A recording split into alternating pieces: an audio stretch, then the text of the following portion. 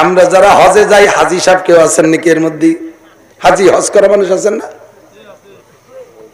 কুরবানি করছিলেন না হজে? আপনার কুরবানির গোশত তো নিয়েছিলেন, কুরবানি নিয়ে আসছিলেন নাকি? আপনিও আনেন না, আমরাও আনি না, কেউ আনি না। আমি অনেকবার গেছি আলহামদুলিল্লাহ। তাই কুরবানি করে আসি আমরা। হজের পরে কুরবানি না করলে হালাল হয় না। হালাল হয় না মানে মানুষ হারাম হয়ে গেছে তা না, এহরামের থেকে স্বাভাবিক হতে পারে না। তো কুরবানি করে এহরাম থেকে স্বাভাবিক হয়। লক্ষ লক্ষ কোটি খানিক কুরবানি আমরা ওই জায়গা করে থুয়েছি, কেউ খাইনি।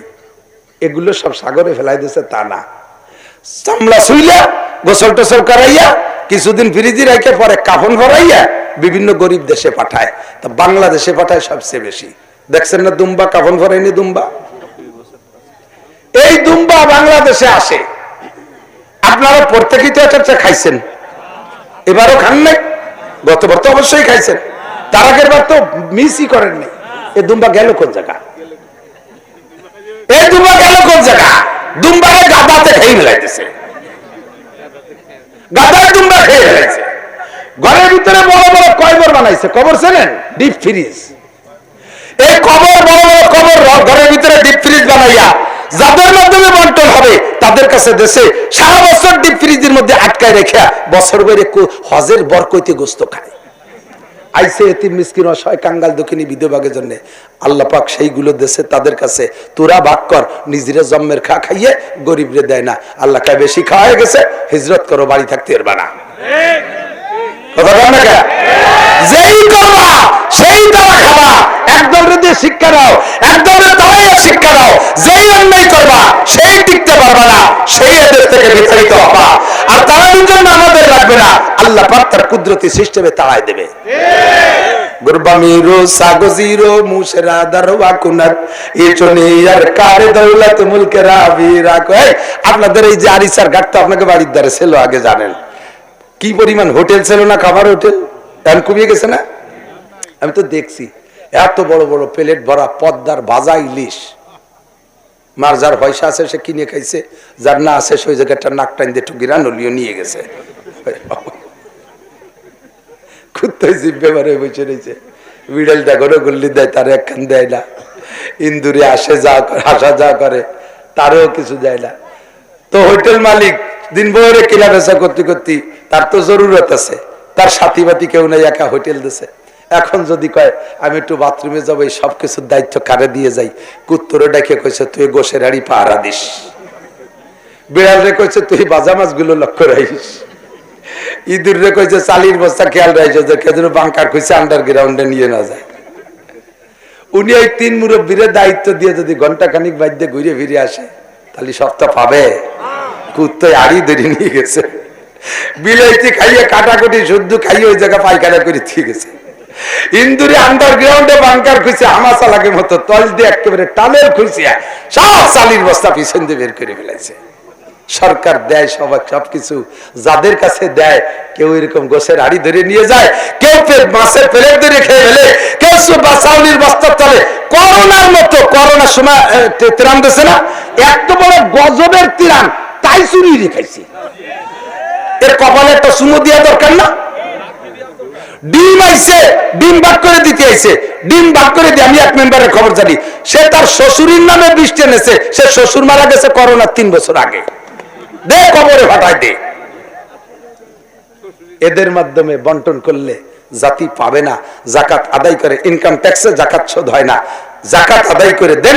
4 নম্বর দাবি, 4 নম্বর দাবি, এই 4 নম্বর দাবি, বিশ্ব নবী, আখেরি নবী, কিয়ামত পর্যন্ত নবী, জোরে বলেন কে?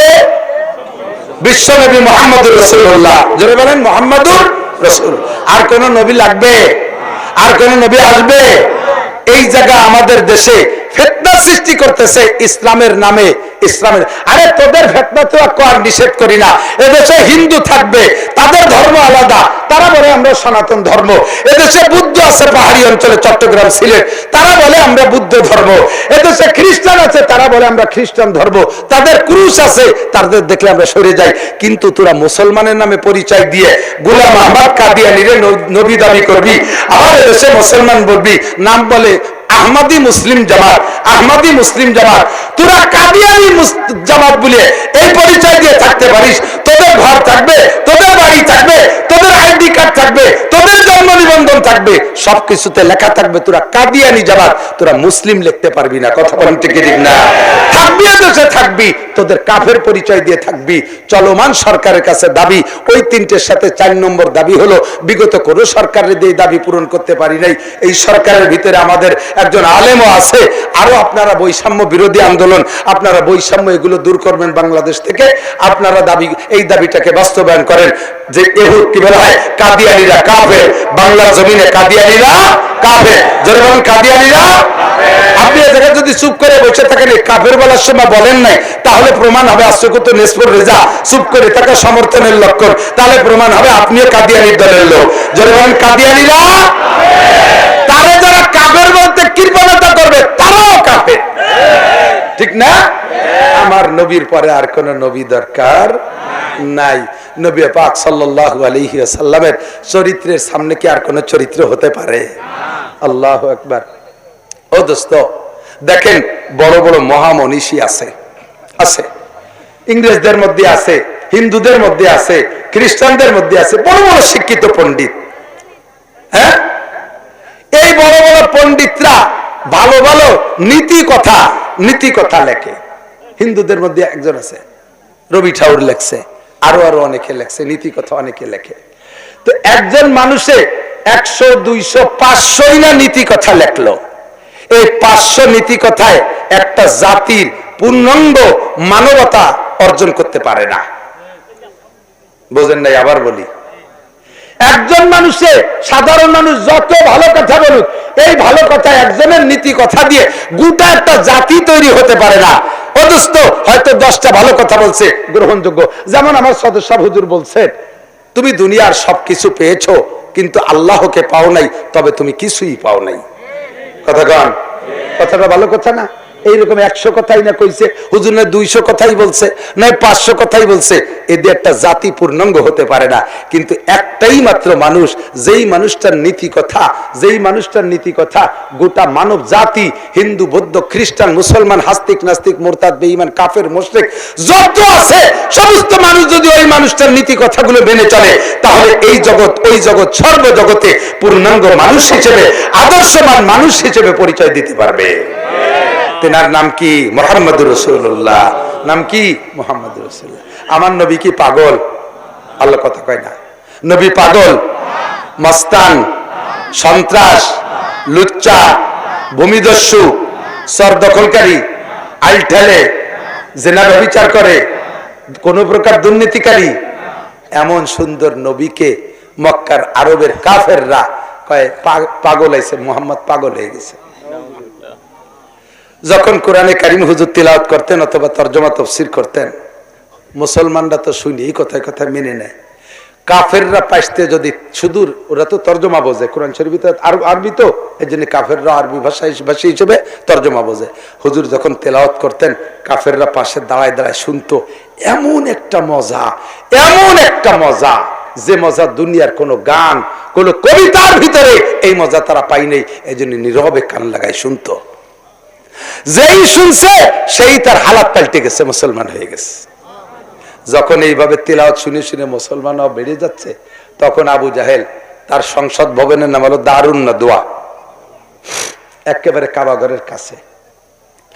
এই দারুন নাদওয়ায় কাফেরদেরকে ডাইকা, নেতৃস্থানীয় যারা, তাদেরকে ডেকে বলছে, মুহাম্মদ যে কোরআন শরীফ তিলাওয়াত করবে কেউ তো শুনবাই না, শুনতে কেউ যাবে না, বরঞ্চ 2-1 জন কেউ যদি পারো ওর মধ্যে যাইয়ে বসে হই হুল্লা শোরগোল চিল্লে পাল্লা করবা, উল্টো পাল্টা উদ্ভট আচরণ করবা, তার দিক ফাঁসা ফিরিয়ে দিয়ে বসে থাকবা, পুটপুট করে খেজুর খাবা আর বাদাম খাবা, ঘন ঘন মুখে মুখে তর্ক করবা, বারবার বাইরে যাবা আর আসবা, পেশাব করতে যাবা, আইসে উল্টো পাল্টা বসে থাকবা, যত প্রকার জয় জামেল আছে তাই করবা, তাহলে তোমরা বিজয় হতে পারবা। কোরআন শরীফে আল্লাহ তাই কয়, ওয়াকাল আল্লাযীনা কাফারু লা তাসমাউ লিহাযাল কুরআনি ওয়ালগাউ ফীহি লাআল্লাকুম তাগলিবুন। কাফেরদের নেতা মিস্টার আবু জাহেল বলে দিল, মুহাম্মদ যখন কোরআন পড়ে ওর মধ্যে যে চিল্লে পাল্লা করবি তাহলে তোরা বিজয় হতে পারবি। এই মজার কথা এদিক শোনেন, এই কাজল ভাই দাঁড়ান, যাইয়েন না, উনি রাখতেছে, কি জ্বালা বুঝতে হবে। আবু জাহেল কোরআন শরীফ শুনতে নিষেধ করছে, কি শুনতে? সবাই তো আবু জাহেলের হুকুম মানবে। এখন দিনের বেলা আবু জাহেলের এই বক্তব্য শুনে সবাই বসছে যে নেতা যেহেতু নিষেধ করছে নিশ্চয়ই তো উনি যাবে না শুনতি, তাহলে উনি যদি না যায় তাহলে আমি, কেউ তো যাবে না, উনি যেভাবে কইছে, তাহলে এই ফাঁকে গোপনে আমি একটু শুনিয়ে শিখে। নেতা নিষেধ করছে সে তো যাবেই না, আর তার নিষেধে কেউ যাবে না, আর মুহাম্মাদের তিলাওয়াত শুনতে যে মজা, এই মজার কোনোটাই নাই, আমি একটু গোপনে যাই একা শুনিয়ে আসি। এই একা শোনার নিয়ত করছে সবাই। এর মধ্যে আবু জাহেল চিন্তা করছে আমি যেহেতু নিষেধ করছি কেউ যাবে না, এই ফাঁকে আমি একা একটু শুনিয়ে আসি। পরে অন্ধকারে আবু জাহেল হাঁটতেছে, হুজুরের তিলাওয়াত শুনতে যাবে, হঠাৎ করে পায় মানুষেরটা বাড়িয়ে গেছে, বেরিয়ে গেছে, ওকে আমি তো আবু সুফিয়ান, ভাইজান আপনি কে, আপনি এসে কাকে কয় তোরা নিষেধ করছিলি তুই কোরআন শরীফ শুনতে আসবি না, কত আপনি নিষেধ করে আপনি আছেন কে? দুই আবু সুফিয়ান হলো আবু জাহেলের পরের নেতা, সেকেন্ড নেতা। দুইজন ওই পাশে যে কয় বাড়ি, আমাকে যদি গোপালগঞ্জে বসে ছোট ভাইরে বাড়ি কয়, বাড়ি আসলে মোহাম্মদের তিলাওয়াত শুনতে নিষেধ করি, ও যে কেমন লাগে তা তোর বলার না, এই জন্য নিষেধ করলেও আমি একটু আইসি একা একা শুনতি, কেউ যেন তুই দিনের বেলা কইসলি নিষেধ করে দিয়া যাদের কয়েকটারে লাগায়, মজার কথা, যে কয়টারে লাগাই দিছে মজলিসের মধ্যে চিল্লাপাল্লা করতে, তার ভিতরে অন্যতম একটা হলো ওলীদ ইবনে মুগীরা। নাম কি? ওলীদ ইবনে মুগীরা। এটা বুড়ো বুড়ো বুড়ো বয়স্ক বুড়ো অলিও, এই বান্দর বুড়ো অলিকে লাফালাফি ভুলে যায় নাকি? আরো সেল্লা বেল্লা লাফায়। এই বুড়ো বান্দরটা ভিতরে যাইয়া যত প্রকার উদ্ভট আচরণ করতেছে, হুজুর কথা বলতে পারতেছে না, তিলাওয়াতে আসতেছে না। ইতিমধ্যে জিবরাইল আইসে হুজুরের মাথায় হাত দিয়ে বলতেছে, হুজুর কি ব্যাপার, তিলাওয়াত করতেছেন না, ভালো তরজমা ভালো আসতেছে না, ঘটনা কি? হুজুর বললেন, সব মানুষগুলো দেখো কিভাবে নীরব নিস্তব্ধ বসে রয়েছে, সারা শব্দ নাই, নড়াচড়া নাই, ওই যে মাঝখানে বুড়ো, ওই বুড়োর জ্বালায় আমি ওয়াজ করতে পারতেছি না। জিবরাইল বললেন, বুড়ো কি করে? কয় ও মুখে মুখে তর্ক করে, হঠাৎ করে ওই গুল্লা সরবল চিল্লে পাল্লা করে ওঠে, এরা ওরা ডাক দেয়, পাশা ভিড়ে দিয়ে বসে থাকে, গড়ে গড়ে বাইরে যায়, পেশাব করতে যায়, আসার সময় সাইডে খেজুর বাদাম কদুর বিচি কিনে নিয়ে আসে, তাই নিয়ে মাঝখানে বসে ফুটফুট করে খায়। এই শয়তানের জালে মোটে ওয়াজ করতে পারতেছি না। হুজুর বললেন, ওরে চেনেন? হ্যাঁ, ও তো আমার বাচ্চা সাথে সাথে চিনি, এই মক্কাই বাড়ি, ধনী মানুষ। কয় যে না, তা না, ওর সমস্যা কি তাকে জানেন? কয় না, তা তো জানি না। কয় কি, ওর সমস্যা 9টা। কয়টা? এই 9টা সমস্যার আলোচনা নিয়ে আল্লাহ পাক আমাকে একটা সূরা দিয়ে পাঠাইছে আপনার কাছে। সূরাটার নাম সূরাতুল কলম। 29 নম্বর পারার 2য় পারায় সেট হইছে। এর 9টা দোষের ভিতরে ওর সমস্যা 9টা, দোষ 9টা। 9টা দোষের ভিতরে 1 নম্বর দোষ হলো উতুল্লিন বাদা যালিকা জালিম। ও হলো হারামজাদা, জারোর সন্তান, জাইরুর বাচ্চা। কে কইছে? ওরে এই গালিটা কে দিয়েছে? উতুল্লিন বাদা যালিকা জালিম, হারামজাদা, জারোর সন্তান। এর কারণে কুরআনের মজলিসের আদব বোঝে না, নবীর মর্যাদা দিতে জানে না, নবীকে গালাগালি করে, আমার নবীকে পাগল কয়, আমার নবীকে কবি বলে, আমার নবীকে মিথ্যাবাদী বলে, আমার নবীকে চরিত্রহীন বলে। ও দোস্ত, হারামজাদা। ও পরিচয় দেয় ওর নাম অলিদ, ওর বাপের নাম মুগিরা। মূলত ওর বাপ মুগিরা না, মুগিরার স্ত্রী পেটেও জন্ম নেছে, কিন্তু ওর জন্মদাতা মুগিরার গোলাম। সেই গোলাম ওর স্ত্রীর ওর মার সাথে জিনা করে ওরে পয়দা দেছে, কিন্তু হইছে মুগিরার বাড়ি থেকে। এই জন্য ও পরিচয় দেয় ওর বাপ মুগিরা। মূলত মুগিরার সন্তান না, ওটা হল হারামজাদা জারর সন্তান। হুজুরকে জিবরাইল বললেন, এই ওলীদ ইবনে মুগিরার মতো কিয়ামত পর্যন্ত লক্ষ লক্ষ মানুষ মুসলমানের ঘরে জন্ম নেবে, মুসলমানের ঘরে জন্ম নেবে, কিন্তু তার জন্মের মধ্যে কোনো না কোনো দোষ থাকার কারণে সে আলেমদেরকে গালি দেবে, মাদ্রাসা দেখতে পারবে না, মসজিদে দেখতে পারবে না, কোরআনের শাসন মানতে চাইবে না, কোরআনী সংবিধান পছন্দ করবে না, কোরআনওয়ালাকে সহ্য করতে পারবে না, তাবলীগ দেখতে পারবে না, দাড়িওয়ালাকে মানবে না, আলেম উলামারে গালি দেবে, আল্লাহ রসুলকে গালি দেবে। এমন মানুষ মুসলমানের ঘরে জন্ম নেবে, অমুসলমানের ঘরে জন্ম নেবে। এই মানুষগুলোকে চিনার পরিচয়, এরা যে জারর সন্তান, এরা যে হারামজাদা, এদের জন্মের মধ্যে দোষ আছে, এটা চিনার জন্য এই একটাই আলামত যে এরা আলেম উলামা মসজিদ মাদ্রাসাকে সহ্য করতে পারবে না। এই ওলীদ ইবনে মুগিরা একটা না, এর মতই থাকবে। আল্লাহু আকবার। দোস্ত এদিক, এই ওলীদ ইবনে মুগিরার পরিচয় সব জানাই দেওয়ার পরে এরপর ওই সূরাটা জিবরিল হুজুরের কাছে পুরোটা নাজিল করে দিয়ে শুরু করলেন কি দিয়ে? আমার দিক কেউ নড়বে না, ছাত্ররা ছোটরা বিশেষ করে খেয়াল করে শুনবে। স্টুডেন্ট মাদ্রাসা স্কুল কলেজের ছাত্ররা, ভবিষ্যতে তোমরা একদিন এই চেয়ারে বসবা, হঠাৎ করে শুনবে একদিন আমার মৃত্যু খবর, কেঁদে কেঁদে আসবে সবাই দিতে শুধু খবর, মুরব্বীরা চলে গেছে, এখন আমরা দাড়ি পাইকে গেছি, এনি টাইম এভরিডে যে কোনো সময় চলে যেতে পারি, রাস্তাঘাটে চলাফেরা করি, অ্যাক্সিডেন্টের অবিরাম ভয়, চেয়ারটা যেন খালি না হয়, এ জায়গা কেউ আসতে হবে। লেখাপড়া শিখে জায়গা আসা বড় কঠিন, কারণ লেখাপড়ার পিছন দিয়ে বাস হয়ে গেছে, মোবাইল হাতে হাতে এসে গেছে, আর লেখাপড়া কেউ করবে না। আমরা যা দুই চার কথা বলে গেলাম, এই গোছায় গাছায় রেখে ফিরিয়ে সেই জায়গা বসে দুয়ে মুছে খাতি পারবা ইনশাআল্লাহ। এই জন্য ভালো করে লক্ষ্য করে শুনতে হবে। নবী পাক সাল্লাল্লাহু আলাইহি সাল্লামকে সান্ত্বনা দেওয়ার জন্য ওই ওলীদ ইবনে মুগিরা এবং তার গোষ্ঠী হুজুরকে যে গালি দিয়েছে, হুজুরকে সান্ত্বনা দিতে হবে না আল্লাহ পাকের? সান্ত্বনা দেওয়ার জন্য এদিক নবী আলাইহিস সালাম সাহাবা কাফেরদেরকে নিয়ে ঘরের মধ্যে বসে তাবলীগের দাওয়াত দিয়েছে একেবারে সর্বপ্রথম। এর আগে হুজুর বাইরেও নামে নাই, কের বাড়িও যায় নাই, শুধু খাদিজা আর আবু বকর দুইজন মুসলমান। হুজুর 25 জনকে ঘরের মধ্যে দাওয়াত করে নিয়ে, তার ভিতরে হুজুরের প্রিয় চাচা আবু লাহাবও আছে। কোন আবু লাহাব জানেন? হুজুরের জীবনে একমাত্র সবচাইতে বেশি জন্মদিবস পালন করছে আবু লাহাব। প্রত্যেক সোমবারে স্বর্ণের পেয়ালায় আবু লাহাব বাতি জ্বালাইয়া মুহাম্মদুর রাসূলুল্লাহ সাল্লাল্লাহু আলাইহি ওয়াসাল্লামের জন্মদিবস পালন করছে 40 বছর। 40 বছরে মাথায় যাইয়া আজকে যখন হুজুর এই 25 জনকে নিয়ে ডাইকে বসে বলছে, কুলু লা ইলাহা ইল্লাল্লাহ মুহাম্মাদুর রাসূলুল্লাহ, কলেমার দাওয়াত দেওয়ার সাথে সাথে সর্বপ্রথম হুজুরের মুখের উপরে এক খাবলা থুক মেরে দিয়ে হুজুরকে বদদুয়া দিয়েছে, তাব্বাল্লাকা ইয়া খাসিস, তাব্বাল্লাকা ইয়া খাসিস। মাইকে ডিস্টার্ব করতেছে এই অপারেটররা, তোরা টের পাও না? বেটারা টের পায়, তোমরা টের পাও না? ঘুরে ঘুরে তোরা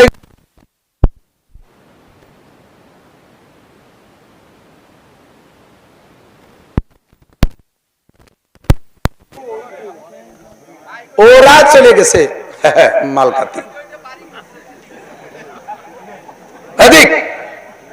হুজুর বললেন, এই হুজুর যখন দাওয়াত দিছে, হুজুরের মুখের উপরে থুক মাইরা হুজুরকে বদদুয়া দিয়ে গালাগালি করে চলে গেছে।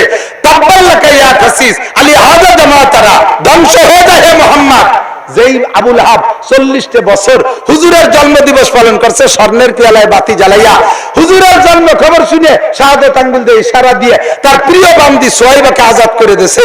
যখন হুজুর কলেমার দাওয়াত দিয়েছে, হুজুরের মুখের উপরে থুক মেরে বদদুয়া দিয়ে কয়, কপাল পোড়ায় এই কইতে জন্য ডেকে নিয়ে আসছিস আমাদেরকে, দুপুরবেলা খাওয়াইয়া পাম্পটি দিয়েছে এই করার জন্য, তুই ধ্বংস হয়ে যা। আল্লাহ তাআলা সূরা নাজিল করে দিয়েছে, তাব্বাত ইয়াদা আবি লাহাব, আমার নবী ধ্বংস হবে না, তোর 2 হাত ধ্বংস হয়ে যাবে। কথা বলেন ঠিক কি ঠিক না? তোর 2 হাত ধ্বংস হয়ে যাবে। তুই তো একবার বলছিস তাব্বাল্লাকা, আর তোর নামে ডেলি লাখবার হবে। তোর নামে ডেলি এদিক তাকান, তাব্বাত ইয়াদা ও তাব্বাল্লাকা কইছে একবার, আর আল্লাহ পাক সূরা তাব্বাত ইয়াদা নাজিল করে দিয়েছে। তার মানে আবু লাহাব আর তার স্ত্রী দুইজনকেই আল্লাহ পাক রব্বুল আলামিন অভিশপ্তের ভিতরে নিয়ে আসছে। আর এইটা ডেলি কতবার পড়া হয় জানেন? পৃথিবীতে 200 কোটি মুসলমানের মধ্যে কমপক্ষে 2 কোটি মানুষ তো নামাজ পড়ে। কথা কয় না? মিনিমাম 2 কোটি মানুষ তো আর সর্বনিম্ন ফেলায় ছাড়িয়া 2 কোটি হলেই তো নামাজ পড়ে। এই 2 কোটির ভিতরে লাখখানিক মানুষ কি তাব্বাতে দস্তুর পড়ে না? ওই একবার তাব্বাল্লাহকে বলছে আল্লাহ তাআলা প্রত্যেকদিন লক্ষ লক্ষ তাব্বাতে দাবিলাহ ওর নামে পাঠাইতেছে। গজব শুরু হয়ে গেছে। ও আমার নবীকে বদদুয়া দিয়েছে, নবীরে মাজনুন আর পাগল কয়। আল্লাহ পাক সাথে সাথে এগেনস্টে নবীর প্রশংসা দিয়ে সূরা নাজিল করে দিয়েছে, সূরা কলম। কি কয় জানেন? এই ভালো করে শুনেন, খুব লক্ষ্য করে। সূরাটা শুরুতে একটা অক্ষর আছে নুন। কি আছে? এই নুনের উপরে জের জবর পেশ কিছু নেই। এর আরবিতে তাফসীরে ভাষায় বলে হরফে মুকাত্তাআত, কাটা হরফ। এরকম অনেক সূরা শুরুতে আছে। একেবারে আলহামদুলিল্লাহ সূরা পরে সূরা বাকারা ওই দেশ ওরেই শুরু করছে এই কাটা হরফ দিয়ে। আলিফ পড়েন একবার, লাম মিম। কোন নেকি হবে? হবে না? 3 হরফে 90 নেকি। কারণ এই 3টে হরফের ভিতরে আরো হরফ আছে। 3টে হরফ, আলিফ লিখতে 3টে হরফ লাগে। আলিফ জবরা লাম জেল্লি ফাদুই পেশফুন আলিফুন, এতে হয় আলিফ। তাহলে এক আলিফ কলি কয়টা অক্ষর হইছে? 3টা। লাম লিখতে 3টে হরফ লাগে। লাম আলিফ জবর, লাম আলিফ জবর লাম মিম 2 পেশফুন লামুন, এরে লিখতে আর 3 হরফ। মিম লিখতে 3 হরফ, মিম ইয়াজের মিম মিম 2 পেশফুন মিমুন। তাহলে আলিফ লাম মিম 3টে হরফ, 3টে হরফ না 3টে হরফ, একটা হরফ না 3টে হরফ, 3টে হরফ না 3টে হরফ, 9টা হরফ। আমাদের সমাজে একদল বেরোইছে, তারা আমাদেরকে ভূগোল পড়াচ্ছে, কয় যে কোরআন শরীফ তরজমা না বুঝে পড়লে কোনো নেকি হবে না। জোরে কন্না নাউজুবিল্লাহ। আমার নবী বলেন মান কারা হারফান মিন কিতাবিল্লাহ ফালাহু হাসনাতুন ওয়াল হাসানাতু বিআশরি আমসালিহা। যে ব্যক্তি কোরআন শরীফ থেকে একটা হরফ পড়ে, জোরে বলেন কয়টা? একটা হরফের কোনো অর্থ হয়? হুজুর বললেন একটা হরফ পড়লে তারে 10টা নেকি দেয়া হবে। তো একটা হরফ পড়লে 10টা কি? আর এক হরফের তো কোনো তরজমাই নাই। তা তুমি যে বলে তরজমা ছাড়া না, তরজমা না বুঝে বললে নেকি হবে না, তাহলে তুমি নবী পাকের চাইতে বেশি বোঝো। তোমাকে আলাদা নবুয়ত দিয়েছে, তোমাকে আলাদা বলার অধিকার দেওয়া হয়েছে। আমার নবী বলেছেন এক হরফে 10 নেকি। দোস্ত আলিফ লাম মিম পড়লে কেউ বলে 30 নেকি, আর কোন কোন মুফাসসির বলে 90 নেকি। একে কয় হরফে মুকাদ্দাস। কিন্তু এদিকে দিকে দিকে দিক যেটা বলবো বলে আসছি, আমাদের দেশে তো বাউল বয়াতির অভাব নাই, বিচার গানের বয়াতির অভাব নাই। কথা বল, আপনাদের এদিকে আছে নাকি আমি জানি না, সত্যি জানি না, ওয়াল্লাহে জানি না। কিন্তু ইনরা কয় কি এই 3 হরফের তরজমা হুজুররা জানবে কোন জায়গাতে? আল্লাহর কালাম হলো 90,000, হুজুররা জানে মাদ্রাসার হুজুররা জানে 30,000, আরো 60,000 গোপন আছে মারেফাতের, ওইটা আমরা জানি। এইটা জানিয়ে উন্ডাই আলিফ লাম মিমের তরজমা কয় কি? আলিফে আল্লাহ, লামে জিবরাইল, মিমে মুহাম্মদ। এমন ভাবে বলবে যা বিশ্বাস করতে বাধ্য। কি মানে? আল্লাহর থেকে জিবরাইলের মাধ্যমে মুহাম্মাদের কাছে আসছে। একেবারে সহি সহি মনে হচ্ছে না কথাটা? সমস্ত মুফাসসিরদের নেতা রাইসুল মুফাসসিরিন আব্দুল্লাহ ইবনে আব্বাস পর্যন্ত বলেছে আল্লাহু আলামু বিমুরাদিহি বিযালিকা। একে বলা হয় ইংরেজিতে শর্ট হ্যান্ড, ইংরেজিতে শর্ট হ্যান্ড, আরবিতে কয় হরফে মুকাত্তাত, কাটা হরফ। এর তরজমা এক আল্লাহ ছাড়া কেউ জানে না। কথা লম্বা হয়ে যাচ্ছে অন্য দিক দিয়ে, আমি অত দূর যাব না। কাজেই আপনি এই 3 হরফের তিন এই যে তরজমা বের করছেন, এটা আপনি কোনোদিন বলতে যাবেন না।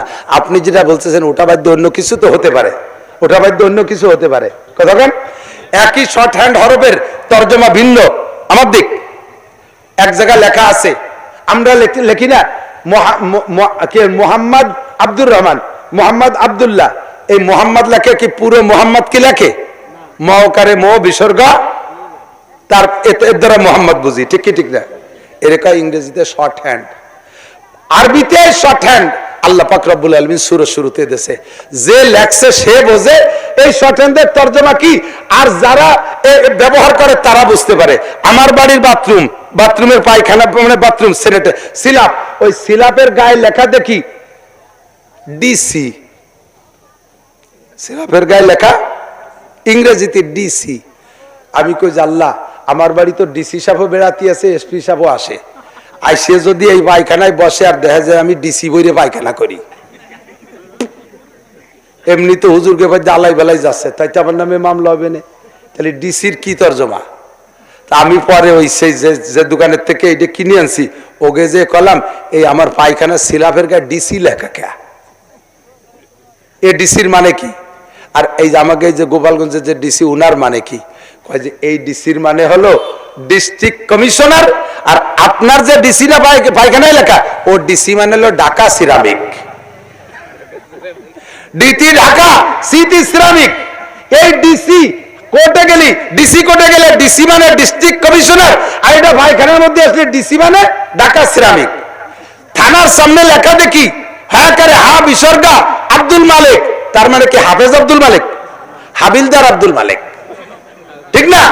হেফজখানার গেটে লেখা দেখি হ্যাঁ করে হা বিসর্গা আব্দুল মালিক, এ জায়গা কি হাবিলদার আব্দুল মালিক নাকি হাফেজ আব্দুল মালিক?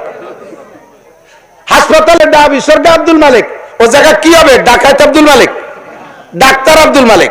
এরশাদ শিকদের বাড়ির সামনে যদি লেখা থাকে ডাকারে ডা বিসর্গা এরশাদ শিকদের, সে জায়গা কি ডাক্তার এরশাদ শিকদের, ডাকাত এরশাদ শিকদের।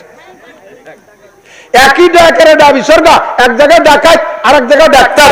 একই হাকের হা বিসর্গা, এক জায়গায় হাফেজ আর এক জায়গায় হাবিলদার।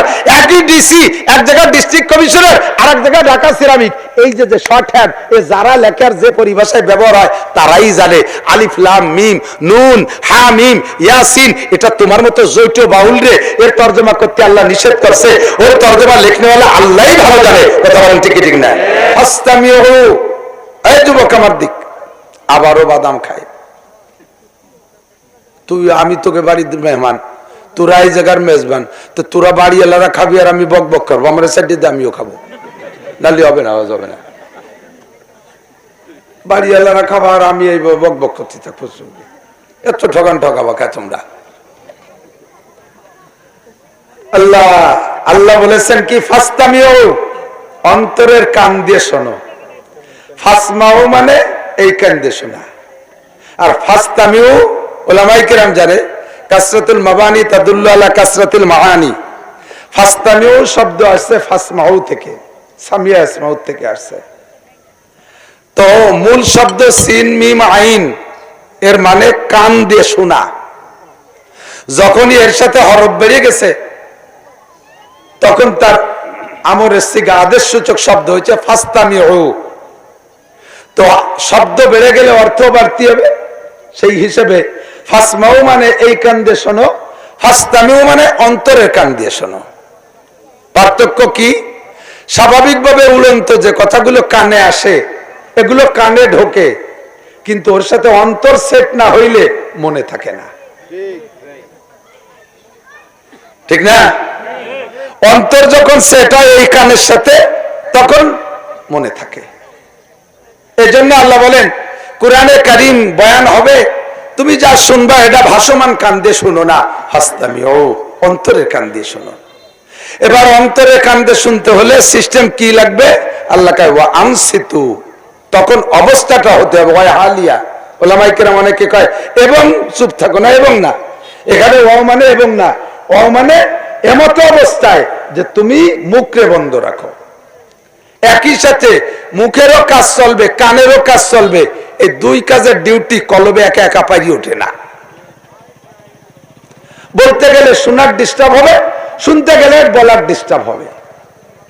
যেহেতু তুমি অন্তরে কান্দে শুনবা, কাজেই তোমার ওই সময় দায়িত্ব হবে ও আনসিতু, মুখরে বন্ধ রাখো। কিসের থেকে? বক্তা যতক্ষণ কথা বলবে তুমি অতক্ষণ বলবা না, যেটুক বলতে বলো ওইটুক বলবা, তাই ছাড়া তোমার থেকে কোনো কথা বলবা না। মুখের যত কাজ আছে, বাদাম খাওয়া এটা বাদ দাও, চানাচুর খাওয়া বাদ দাও, বিস্কুট খাওয়া বাদ দাও, বসে বসে পানে জাগর কাটপা। তাহলে গরুর কাজ না থাকলে কি রে, শুয়ে শুয়ে ফেটিতে পারো জাগর কাটে। ছাগলের কাজ না থাকলে শুয়ে শুয়ে ফেটিতে পারো জাগর কাটে। দেখতেছে যে বক্তা ওয়াজ করতেছে, আমাকে কাজ নাই, কাজে কাজে জাগর কাটি। পানে জাগর বাদ দিতে হবে, মোবাইলের আমল বাদ দিতে হবে। তাহলে কি হবে? আল্লাহ কয় লাআল্লাকুম তুরহামুন, অবশ্যই তোমাদের উপরে রহমত নাজিল করা হবে। পিছনে আল্লাহরা খুশি হন নাই? রহমত কার থেকে যায়? এই দলা, এই দলা সিমরা, তুই খালি আবার ভাক্কা মারি মারি খাচ্ছিস, আমার চোখ তো, তুই যা পিছনের দিক ফিরতেছিস তোরেই করছি, তুই আমার দ্বারা তোর সাথে মুসাফা করবা। ফিরে যদি খাস তাহলে কিন্তু গালিও বানি। আল্লাহ কি কইলাম, শোনারও বুদ্ধি নাই, অশোনারও তো বুদ্ধি লাগে। এ ওই কথা যে শুনবে, ও বাড়িতে চাইছে আর শুনতে, আর এনে বসে বাদাম খায়। আরো কয়টারে দেখলাম ওই পাশে বসে গেম খেলতেছে মোবাইল নিয়ে। আমি কালকে এক জায়গায় এদের জন্য গেম খেলতেছি, আমি পাশে দাঁড়াইছি, হুজুর আপনি যান যান, কারণ না তোরা খেলতে যাবে একটু দেই। শেষে বন্ধু আসছে, এ মাগুরা গেছি এক জায়গায় আওয়াজে স্টেজে, এই পাশে মনে হয় 80 বছরের এক বুড়ো সভাপতি, এই পাশে 75 বছরের এক বুড়ো সেক্রেটারি, ওই মাহফিলি সেক্রেটারি, এর পাশেই চেয়ারম্যান রানিং, ওই বুড়োর ওই পাশে পুরন চেয়ারম্যান এক্স। এই 4 জন তো এলাকার সিনিয়র না। আমার ওয়াজের ঘরটা খানিক হইলে দেখি যে ওই বুড়োর একজন ইশারায় দিয়ে 100 গ্রাম বাদাম আনাইছে, আইনে 4 জনে ভাগ করে খাচ্ছে আমার বাসায়। গেছে আগুন হইয়ে। আমি কইলাম আমি আপনাকে মেহমান, আপনারা বাড়ি এলা, আমার ধারে বসে বাদাম খাবেন আর ওই গিরান আমার আসবে, আমার পরানে চাই না, আমার চাইতে দেন, সবাই খাই। কলি আমার 1 ফুট দেশে, আপনারা বসেন, আমরা ওই 5 জন বাদাম খাই নেই। এরপরে এই 5-4 বসছে যে কি কইছি, এত দামলা এ তো টের পাইনি। আল্লাহ হেফাজত করুন। সব জায়গার মানুষের বুদ্ধি একরকম না। আপনারা রাজবাড়ি না, রাজবাড়ি, রাজবাড়ি মানে কি ফকির বাড়ি? রাজবাড়ি মানে কি? রাজার বাড়ি। আপনাদের সবকিছু হতে হবে রাজার মতো, যেন ফকিরে ভাব না দেখি, আমার যেন খেপানো না লাগে।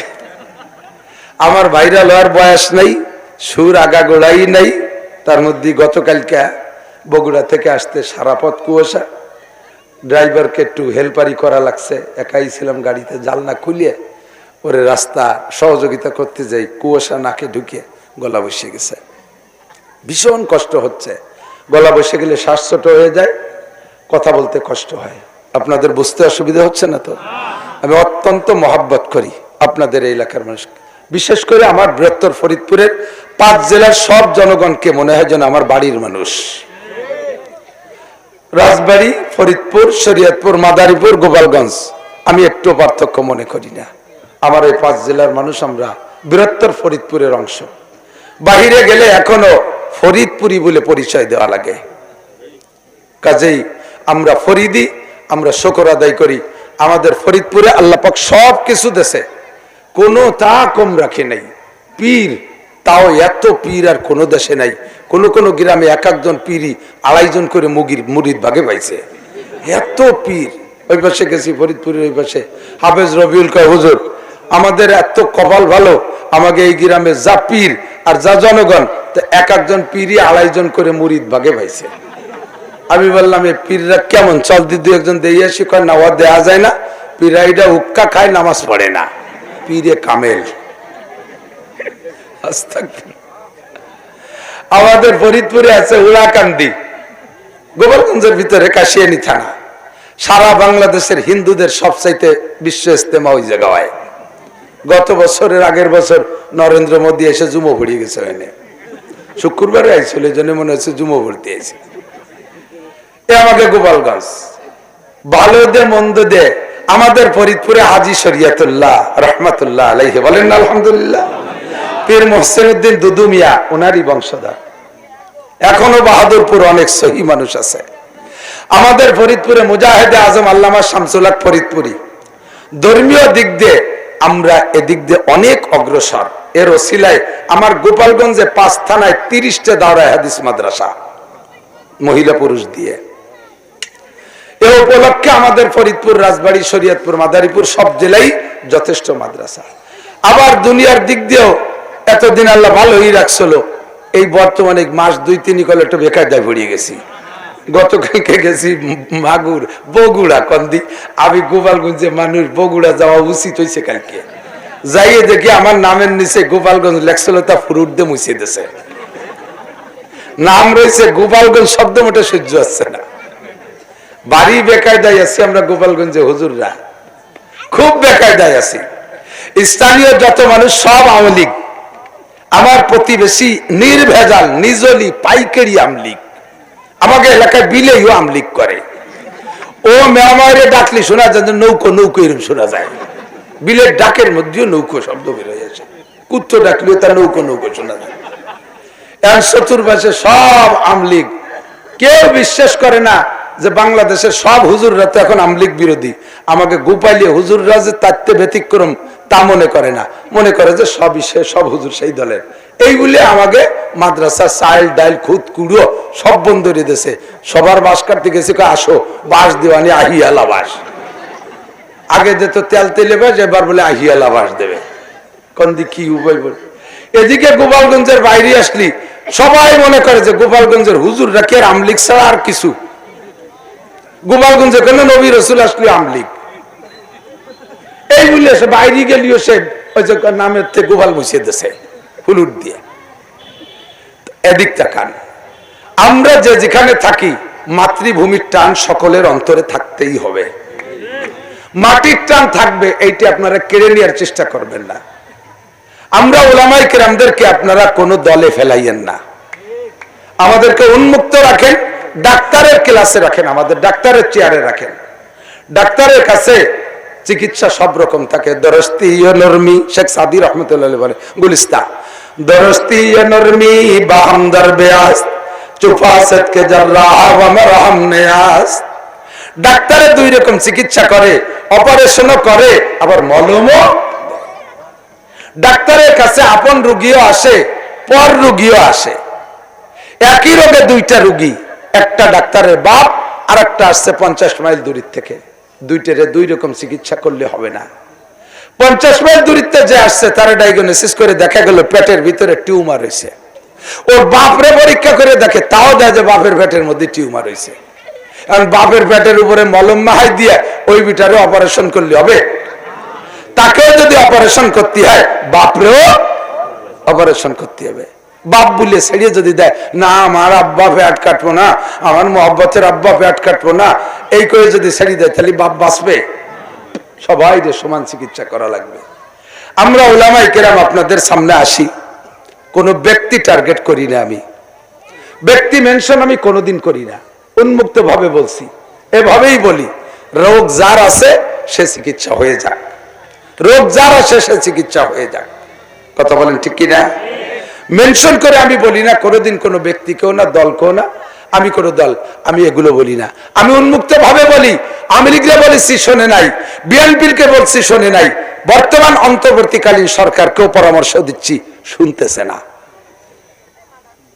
আমি সবকালে সব জায়গায় মাহফিলের মধ্যে বলে থাকি, এদিক চলমান সরকার যদি চলমান যে সরকারই থাকে সে যদি জাতির কাছে আল্লাহর কাছে ভালো হয়ে থাকতে চায়, সে যদি স্থায়ী হতে চায়, তার এগেনস্টে করে শত্রু যদি না পাইতে চায়, সে যদি শত্রু মুক্ত দেশে চলাফেরা করতে চায়, তাহলে এই তিনটে পরামর্শ সে বাস্তবায়ন করতে হবে।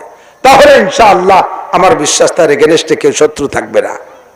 তিনটে দাবির হলো, একটা দাবি করেছি জাতীয় সংসদ থেকে নামাজটাকে বিল আকারে পাশ করা হোক। একমত আছেন না? সবাই আছেন না একমত? দ্বিমত কেউ আছে? যে নামাজ না পড়ে সেও একমত আছে, ঠিক না? চাপের মুখে হলেও পড়বে মানুষ, নামাজ পড়লে লাভ কি? আল্লাহ পাক বলেন ইন্নাস সালাতা তানহা আনিল ফাহশাই ওয়াল মুনকার ওয়ালা যিকরুল্লাহি আকবার। নামাজ হলো সবচেয়ে বড় জিকির, নামাজের চেয়ে বড় জিকির নাই। নামাজের মধ্যে বারবার উঠতে বসতে বলা লাগে কি? আল্লাহু আকবার বলেন না? রুকুতে যাওয়ার সময়, সিজদায় যাওয়ার সময়, ওঠার সময়, আবার যাওয়ার সময়, আবার ওঠার সময়, নামাজ শুরু করার সময়, নামাজে ডাকার জন্য, নামাজকে দাঁড়ানোর জন্য আল্লাহু আকবার, আল্লাহু আকবার, ওয়া যিকরুল্লাহি আকবার। পুরো কোরআন শরীফ নামাজের মধ্যে যা তেলাওয়াত করি, সূরা ফাতিহা আল্লাহর জিকির, যে সূরা পড়ব তাও জিকির, সুবহান রাব্বিল আযীম আল্লাহর জিকির, সুবহান রাব্বিল আলা আল্লাহর জিকির, আত-তাহিয়াতু লিল্লাহি এ জায়গা আল্লাহর জিকির, আল্লাহুম্মা সাল্লি আলা মুহাম্মদ দুরূদ শরীফ পড়ি তার মধ্যে আল্লাহর জিকির, আল্লাহুম্মা ইন্নী যালামতু নাফসি যুলমা এই দোয়া মাসুরের মধ্যে আল্লাহর জিকির, ওয়ালা যিকরুল্লাহি আকবার, সবচেয়ে বড় জিকির হলো নামাজ। ঠিক কি না? আর তানহা আনিল ফাহশাই ওয়াল মুনকার, এ যুবক ভাই, এ যুবক শোন, জিন্দেগি শেষ, গাঁজা আবার খাইয়া ফাঁসার গোস্ত শুয়ে ফেলাইছো, কথা না? এই এলাকায় তো গাঁজা খায় না, হ্যাঁ? এখন গাঁজায় মানুষ খায়। মাগুর রাজে কইছি দুধি পানি মিশানো হারাম। পরের বছর গেছি, ওরা কয় হুজুর আপনার গতবারে আমলটা ওয়াজটা এবার আমাকে এলাকায় খুব ব্যাপক আমল হয়েছে, আল্লাহর ফজলে দুধি পানি মিশাই না, এখন পানিতে দুধ মিশাই। তার মানে যে আড়িতে দুধ দোয়াবে ওর আয়দাড়ি পানি নিয়ে ওর মধ্যে দোয়ায়। প্রথম বিড়িতে মানুষে বিড়ি খায়, কিছুদিন পর বিড়িতে মানুষ খায়, কলজে খায়, মাটিয়ে খায়, পরান খায়, কথা বল? প্রথম তোরা গাঁজা খাইছিস, এখন গাঁজায় তোকে খায়। এবার খাইছিস তোরা, এবার তোকে খায়। গায়ে গোস্ত নাই, যুবক যুবক মানুষ গাল ভেঙে গেছে, স্বাস্থ্য টানটেনে আটা দেয়, একা একা আটতে পারে না, ৩-৪ জন গরু সাজানোর মতো বাইন্দেন কুটি কুটি ডুল দেয়। এ ঢোলে কা মাল খাইছে বলে তালারাই হয়েছে, কতক্ষণ ঠিক না? জিন্দেগি শেষ করে ফেলাইছিস, বয় একটু মানুষ হয়ে যা, নড়াচড়া করিস না, ভালো করে বোঝ।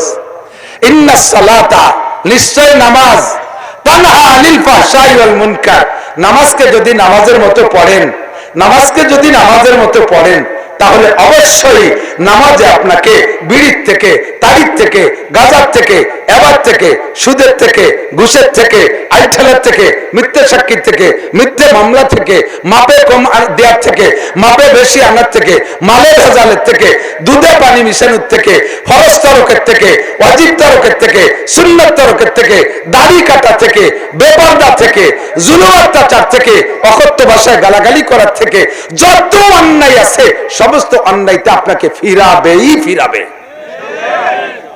নামাজ পড়েন, ওদিকে ফিরতে পারছেন না, আপনি ভালো করে বুঝে নেন, তাহলে আপনার চিকিৎসাটা সঠিক হচ্ছে না।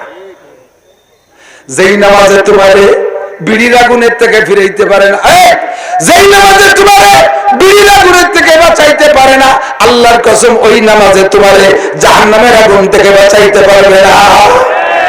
যেই নামাজে তোমারে সুদের থেকে ফিরাইতে পারে না, যেই নামাজে তোমারে ঘুষের থেকে ফিরাইতে পারে না, যেই নামাজে তোমারে দাড়ি কাটার থেকে বিরত রাখতে পারে না, আল্লাহর কসম ওই নামাজে তোমারে জাহান্নামের আগুন থেকে বাঁচাইতে পারবে না। যেই নামাজে তোমারে আইঠালের থেকে ফিরাইতে পারে না, যেই নামাজে তোমারে সব অশ্লীল থেকে ফিরাইতে পারে না, ওই নামাজে তোমারে জাহান্নামের আগুন থেকে ফিরাইতে পারবে না।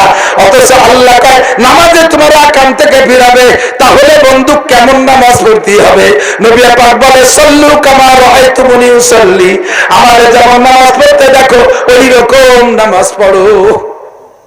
হুজুর আপনারে তো দেখি নাই, তা আপনি তো 1400 বছর আগে চলে গেছেন, আর আপনার নামাজ দিয়ে নামাজ শিখবো, তা আপনি আরেকবার একটু আসেন, আমাকে একটু রাজবাড়ি আইছে একদিন নামাজ দেখাই দিয়ে আবার মরি যান, তাকে আসবে নাকি? হুজুর কয় আমার যাওয়া লাগবে না, ইন্নাল উলামা ওয়ারাসাতুল আম্বিয়া, আমি আলেমদেরকে রাইখা গেলাম, আমি অ্যাসিস্ট্যান্ট নবী, আমার আলেমদের নামাজ দেখবি, কাকড়ায় যে জুবাইর সাহেবের নামাজ দেখবি, আর যাত্রাবাড়ি যে মাহমুদুল হাসান সাহেবের নামাজ দেখবি, নগরকান্দা যে আব্দুল গফফারের নামাজ দেখবি, ইসমাতুল্লাহ কাসেমের নামাজ দেখবি, কামাসপুর মাদ্রাসায় যে মোতাবের নামাজ দেখবি, আশেপাশের আলেমদের নামাজ দেখবি, আলেমরা যেমন নামাজ পড়ে ওই রকম নামাজ আমার, আমি মুহাম্মদুর রাসূলুল্লাহর নামাজ। এই নামাজ যদি সরকার বাস্তবায়ন করে, তাহলে যত দুর্নীতি আছে সব সাফ হয়ে যাবে, থাকবে না, থাকবে না। আর সরকারের নামাজ বাস্তবায়ন করে না কেন? সরকার নিজেই বেনামাজি, কথা কয় না কেন? আর উনি নামাজের কথা কয়ে যদি নিজে না ভরে, তাহলে আর ভিতরে ভরে গাল ভরে আসবে না, ও কাকা তুমি বলো রাখে। এই ফরিদপুর থেকে বাসে উঠছি, যাবো মাগুরা, তো ওই যে মাঝকান্দির ওই জায়গায় যে বাসের আবার একটা ট্রানজিট আছে, সেই সময় লেন আছে কি জানি না, তো ওই গাড়িতে চলি যায়, এরা মানে নামায় দেয় আর মাগুরার গাড়িওয়ালার ওই জায়গাতে নিয়ে যায়, এই ট্রানজিট করে বিমানের ট্রানজিটের মতো। এই এবছর কথা কইস কিনা, এই আরে বোঝে না, আর ভারী জরুরি কথা হলে মাইকে কষা ভাই শুনি আর নাই থাম। মহিলা আমি তাই ভাবছি, পুরুষ হলেই কথা কত না, তিন বিটি যেখানে কলকাতা সেখানে। আল্লাহু আকবার। এই ফরিদপুরিতে উঠছি বাসে, কদ্দূর যাওয়ার পরে দেখি, আপনারা দেখছেন নাকি আমি জানি না, এক চাচা দাঁতের মাজন ব্যস্ত, 15-16 বছর আগে হবে বা 20 বছর হবে। কি কয় এমনি বাসের শব্দে বোঝা যায় না, আর দাঁত না থাকলে কথা পরিষ্কার হয় না, তাও বোঝা যাচ্ছে না। দুইটা মিলে খালি মাজন কটাই দেখতেছি, কেউ কিনতেছে না। আমি ডেকে করলাম যে চাচা কি কন, ওই আউমাও খাউমারে যা কলে তাতে বুঝলাম যে আমার এই দাঁতের মাজন এমন ধনন্তারী দাঁতের মাজন বাবা, এই যে দাঁত মাজলি মরা পর্যন্ত পড়বে না, মরার পরেও থাকবে। ওই ভেরিয়ালার একটু কয়তো এরকম এক্সেস কয়। আমি কইলাম যে কি কে কিনতেছে, কয় না এ গাড়িতে বেচতে পারি নেই। আমি বেচতে পারবা কি, এ কতদিন ধরে বেচেন, কয় বেশি অনেক দিন ধরে। আমি কি এতদিন বেচছেন, কই রমি বেশি। আমি কেন এরকম বেচেন, আমার মতো এতটুক বুদ্ধি আছে যার, সে আপনার এই মাজন কিনবে না। আপনার দাঁত নিজের গালে একটা দাঁতও নাই, যে মাজনে আপনার দাঁত ঠেকাতে পারে নাই, ওই মাজনে আমার দাঁতও ঠেকাতে পারবে না, এই বুদ্ধি তো আমার আছে। আমি বাইচে থাকতে আপনার মাজন কিনবো না, ও সব টাকা টের পাইছে, এই জন্য কিনতেছে না। যদি মাজন বেচতে হয় কমপক্ষে দাঁতের মাঝে দাঁত কটা লাগাই আসেন, নইলে কেউ কিনবে না। যে নামাজ বাস্তবায়ন করবে, নামাজের বিল পাস করবে, নামাজ তো তার আগে পড়তে হবে, ঠিক না? তিনি পড়বেন না বিধায় এ কথা কোনোদিন বলবে না। 2 নম্বর দাবি করেছি, পর্দা করো পর্দা করো। পর্দার পর যদি 1 মাস একটা চিল্লা আমল করেন আমার দিক, যদি সারা বাংলাদেশের সমস্ত নারীদেরকে 100 ভাগ পর্দা করাইতে পারেন মাত্র একটা চিল্লা, অনলি 40 দিন সরকার যদি বাধ্যতামূলক বাংলার সব নারীদেরকে 100 ভাগ পর্দা করাইতে পারে, পুরুষরা যদি 100 ভাগ পর্দা করে, নারীদেরকে দেখবো না, নারীরা পুরুষদেরকে দেখবে না, খোলামেলা বাজারে তারা আসবে না, সব পার্ক গুলো খালি করে দেবেন। পুলিশ পাঠাইয়া পার্কে বসে বসে দুটো তসবি টিপতেছে, ওই তসবি পার্টিরে জোড়া ভেঙে দেন, আর কুয়াকাটা কক্সবাজার যত স্পট আছে সমস্ত স্পট গুলো থেকে দাগ মিটাই দেন, পিটাইয়া নারীদেরকে বাড়িতে আয়া দেন। 100 ভাগ যদি 40 দিন পর্দা করে, আর বাংলার সমাজের নারী আর পুরুষ যদি 100 ভাগ 40 দিন নামাজ পড়ে, আমি কসম খেয়ে বলতে পারি, আল্লাহ পাক বলেন লাফাতাহনা আলাইহিম বারাকাতিম মিনাস সামাই ওয়াল আরদ, আসমান থেকে 40 দিন শেষ হওয়ার আগে আগে নতুন নতুন রহমত আর বরকত তোমাদের জন্য পাঠিয়ে দেব। সত্যি দেখতে পারবেন আল্লাহর রহমত। আল্লাহ যত নিয়ামত দিয়েছেন সবগুলোই আমাদের জন্য নিয়ামত, যদি তা পরিমাণ মতো থাকে। কথা বলেন, শ্বাস নিঃশ্বাস টানি, এটার নাম অক্সিজেন। যার স্বাস্থ্য যেমন তার শ্বাস নিঃশ্বাস টানার পরিমাণ তেমন, ডাক্তাররা ধার্য করেছে, আল্লাহ পাক সেই লিমিটেডে দেয়। আমার মিনিটের ভিতরে মিনিটে 60 বার আপ ডাউন করতে হবে, আপনার 50 বার, আর একজনের 70 বার লাগবে, আর একজনের 35 বার লাগবে, আর একজনের 40 বার লাগবে। সুন্দর করে আল্লাহ পাক কুদরতি কম্পিউটার দিয়ে আমাদের এই শ্বাস প্রশ্বাস ভিতরে আদান প্রদান করতেছে। ও বন্ধুরে, আমার শরীরে 60 বার লাগবে মিনিটে, যদি এ জায়গা 65 বার হয়ে যায় তাহলে আমার শ্বাস বাইরে গেল। যে অক্সিজেন আমার জন্য নিয়ামত ছিল, এবার ওই অক্সিজেন আমার জন্য গজব হয়ে যাবে। কথাটা ঠিক না? পানি আমার জন্য জীবন, পানি না পেলে মানুষ বাঁচে না। কথাটা না, পানি না হলে মানুষ বাঁচে না। এবার এই পানি যদি 20 হাত উঁচু হইয়া এসে সাগরের থেকে গোটা বাংলাদেশে ডুবই দেয়, এই পানি এবার জীবন না মরণ? খরা রোদ আমার লাগে, রোদ ছাড়া কোনো ফসল হয় না। এটা যদি একটা না 3 বছর পর্যন্ত রোদ হয়, বৃষ্টি যদি মাঝে একদিনও না হয়, তাহলে এই রোদ আমার জন্য গজব। কথা ঠিক না? বৃষ্টি আমার নিয়ামত, যদি বছর ভরে অতি থাকে, একদিনও যদি খরা না হয়, এই বৃষ্টি আমার জন্য গজব হবে। আল্লাহ পাক বলেন সব কিছু লিমিটেড মতো দেব, তুমি বান্দা লিমিটেড হয়ে যাও, তুমি বান্দা লিমিটেড হয়ে যাও, তুমি নিয়মের মধ্যে আসো, আমি তোমার জন্য সব রহমত পাঠিয়ে দেব। 3টি দাবি করেছি সরকারের কাছে। 1 নম্বরে সংসদ থেকে নামাজ, 2 নম্বরে পর্দা, 3 নম্বরে যাকাতের বিল পাস করা হোক। আর বড় লোকদের থেকে যাকাত গুলো যথারীতিতে আদায় কইরা আমানতদার দিনদার ভালো মানুষ যাদের কাছে দিলে মারিয়ে ধরে খায়রা, এইরকম ভালো মানুষের মাধ্যমে বন্টন করতে হবে। আমরা ভোট দিয়ে দিয়ে যাদেরকে ভালো মানুষ বুঝলে একেবারে স্লোগান দিছি, বোতল বাই তুলো না, জগতে মেলে না, মিছিল দিছি না?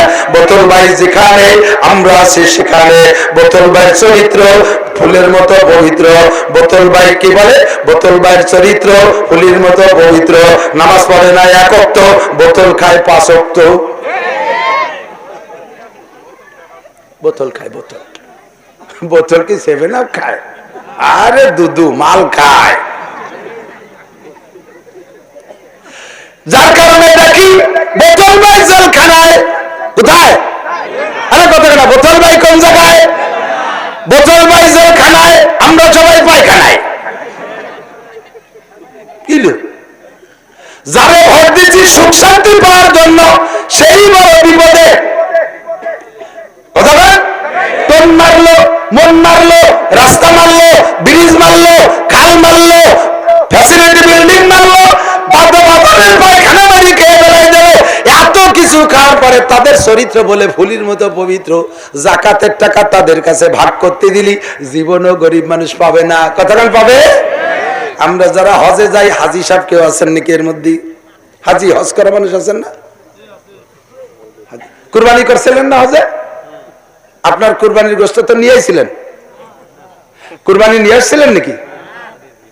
আপনিও আনেন না, আমরা আনি না, কেউ আনি না। আমি অনেকবার গেছি আলহামদুলিল্লাহ। তাই কুরবানি করে আসি আমরা। হজের পরে কুরবানি না করলে হালাল হয় না। হালাল হয় না মানে মানুষ হারাম হয়ে গেছে তা না, এহরামের থেকে স্বাভাবিক হতে পারে না। তো কুরবানি করে এহরাম থেকে স্বাভাবিক হয়। লক্ষ লক্ষ কোটি খানিক কুরবানি আমরা ওই জায়গা করে থুয়েছি, কেউ খাইনি। এগুলো সব সাগরে ফেলাই দিয়েছে তা না, চামড়া শুইলা গোসল টোসল করাইয়া কিছুদিন ফ্রিজে রেখে পরে কাফন ভরাইয়া বিভিন্ন গরিব দেশে পাঠায়। তা বাংলাদেশে পাঠায় সবচেয়ে বেশি। দেখছেন না দুম্বা কাফন ভরাইনি? দুম্বা, এই দুম্বা বাংলাদেশে আসে। আপনারা প্রত্যেকেই তো একটা খাইছেন, এবারও খান নাই, গতবার তো অবশ্যই খাইছেন, তার আগের বার তো মিসই করেন নাই। এই দুম্বা গেল কোন জায়গা? এই দুম্বা গেল কোন জায়গা? দুম্বারে গাদাতে খেয়ে ফেলাইতেছে, গাদায় দুম্বা খেয়ে ফেলাইছে। ঘরের ভিতরে বড় বড় কবর বানাইছে, কবর চেনেন? Deep fridge. এই কবর, বড় বড় কবর ঘরের ভিতরে ডিপ ফ্রিজ বানাইয়া যাদের মাধ্যমে বন্টন হবে তাদের কাছে দেশে সারা বছর ডিপ ফ্রিজের মধ্যে আটকায় রেখে বছর বেড়ে হজের বরকইতে গোস্ত খায়। আইসে এতিম মিসকিন অসহায় কাঙ্গাল দক্ষিণী বিধবাদের জন্য আল্লাহ পাক সেইগুলো দেশে তাদের কাছে তোরা ভাগ কর, নিজেরা জন্মের খা খাইয়ে গরিবরে দেয় না। আল্লাহ কায় বেশি খাওয়া হয়ে গেছে, হিজরত করো, বাড়ি থাকতে পারবা না। কথা বল না কেন? যেই করবা সেই তারা খাবা। একদলের দিয়ে শিক্ষা দাও, একদলের তারাই শিক্ষা দাও। যেই অন্যায় করবা সেই টিকতে পারবা না, সেই এদের থেকে বিতাড়িত হবা। আর তাড়ানোর জন্য আমাদের লাগবে না, আল্লাহ পাক তার কুদরতি সিস্টেমে তাড়াই দেবে। গুরবামিরো সাগজিরো মুশরা দরওয়া কুনাত ইচনিয়ার কারে দৌলত মুলকেরা বিরাক। আপনাদের এই যে আরিসার ঘাট তো আপনাকে বাড়ির দ্বারে ছিল, আগে জানেন কি পরিমাণ হোটেল ছিল না, খাবার হোটেল এখন কমিয়ে গেছে না? আমি তো দেখছি এত বড় বড় প্লেট ভরা পদ্মার ভাজা ইলিশ। মার যার পয়সা আছে সে কিনে খাইছে, যার না আছে সেই জায়গাটা নাক টাইন দিয়ে ঠুকিরা নলিও নিয়ে গেছে।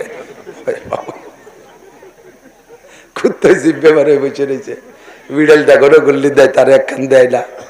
ইন্দুরে আসে যা আসা যা করে, তারও কিছু দেয় না। তো হোটেল মালিক দিন ভরে কিনা বেচা করতে করতে তার তো জরুরত আছে, তার সাথী বাতি কেউ নাই, একা হোটেল দিছে। এখন যদি কয় আমি একটু বাথরুমে যাবো, এই সবকিছুর দায়িত্ব কারে দিয়ে যাই? কুত্তরে ডেকে কইছে তুই গোশের হাড়ি পাহারা দিস, বিড়াল কইছে তুই বাজা মাছগুলো লক্ষ্য রাখিস, ইঁদুর রে কইছে চালির বস্তা খেয়াল রাখিস যে কেন বাংকার কইছে আন্ডারগ্রাউন্ডে নিয়ে না যায়। উনি ওই 3 মুরব্বীর দায়িত্ব দিয়ে যদি ঘন্টা খানিক বাদ্যে ঘুরে ফিরে আসে তাহলে সপ্তাহ পাবে। কুত্তে আড়ি ধরে নিয়ে গেছে, বিলাইতে খাইয়ে কাটাকুটি শুদ্ধ খাইয়ে ওই জায়গা পায়খানা করে দিয়ে গেছে। ইন্দুরে আন্ডারগ্রাউন্ডে বাংকার খুঁজছে হামাশা লাগে মতো তল দিয়ে একেবারে টানেল খুঁজছিয়া সব চালির বস্তা পিছন দিয়ে বের করে ফেলাইছে। সরকার দেয় সবাই সবকিছু, যাদের কাছে দেয় কেউ এরকম গোছের হাড়ি ধরে নিয়ে যায়, কেউ মাছের প্লেট ধরে খেয়ে ফেলে, কেউ চাউলির বস্তার তলে। করোনার মতো, করোনার সময় ত্রাণ দিয়েছে না, এত বড় গজবের ত্রাণ তাই চুরি রেখাইছে। এর কপালে একটা সুমো দেওয়া দরকার না? ডিম আইছে, ডিম ভাগ করে দিতে আইছে, ডিম ভাগ করে দিয়ে আমি এক মেম্বারের খবর জানি, সে তার শ্বশুরের নামে বৃষ্টি এনেছে, সে শ্বশুর মারা গেছে করোনার 3 বছর আগে, দে কবরে ফাটায় দে। এদের মাধ্যমে বন্টন করলে জাতি পাবে না। জাকাত আদায় করে, ইনকাম ট্যাক্সে জাকাত শোধ হয় না, জাকাত আদায় করে দেন। 4 নম্বর দাবি, 4 নম্বর দাবি, এই 4 নম্বর দাবি, বিশ্ব নবী, আখেরি নবী, কিয়ামত পর্যন্ত নবী, জোরে বলেন কে? বিশ্ব নবী মুহাম্মদুর রাসূলুল্লাহ, জোরে বলেন মুহাম্মদুর রাসূল। আর কোন নবী লাগবে? আর কোন নবী আসবে?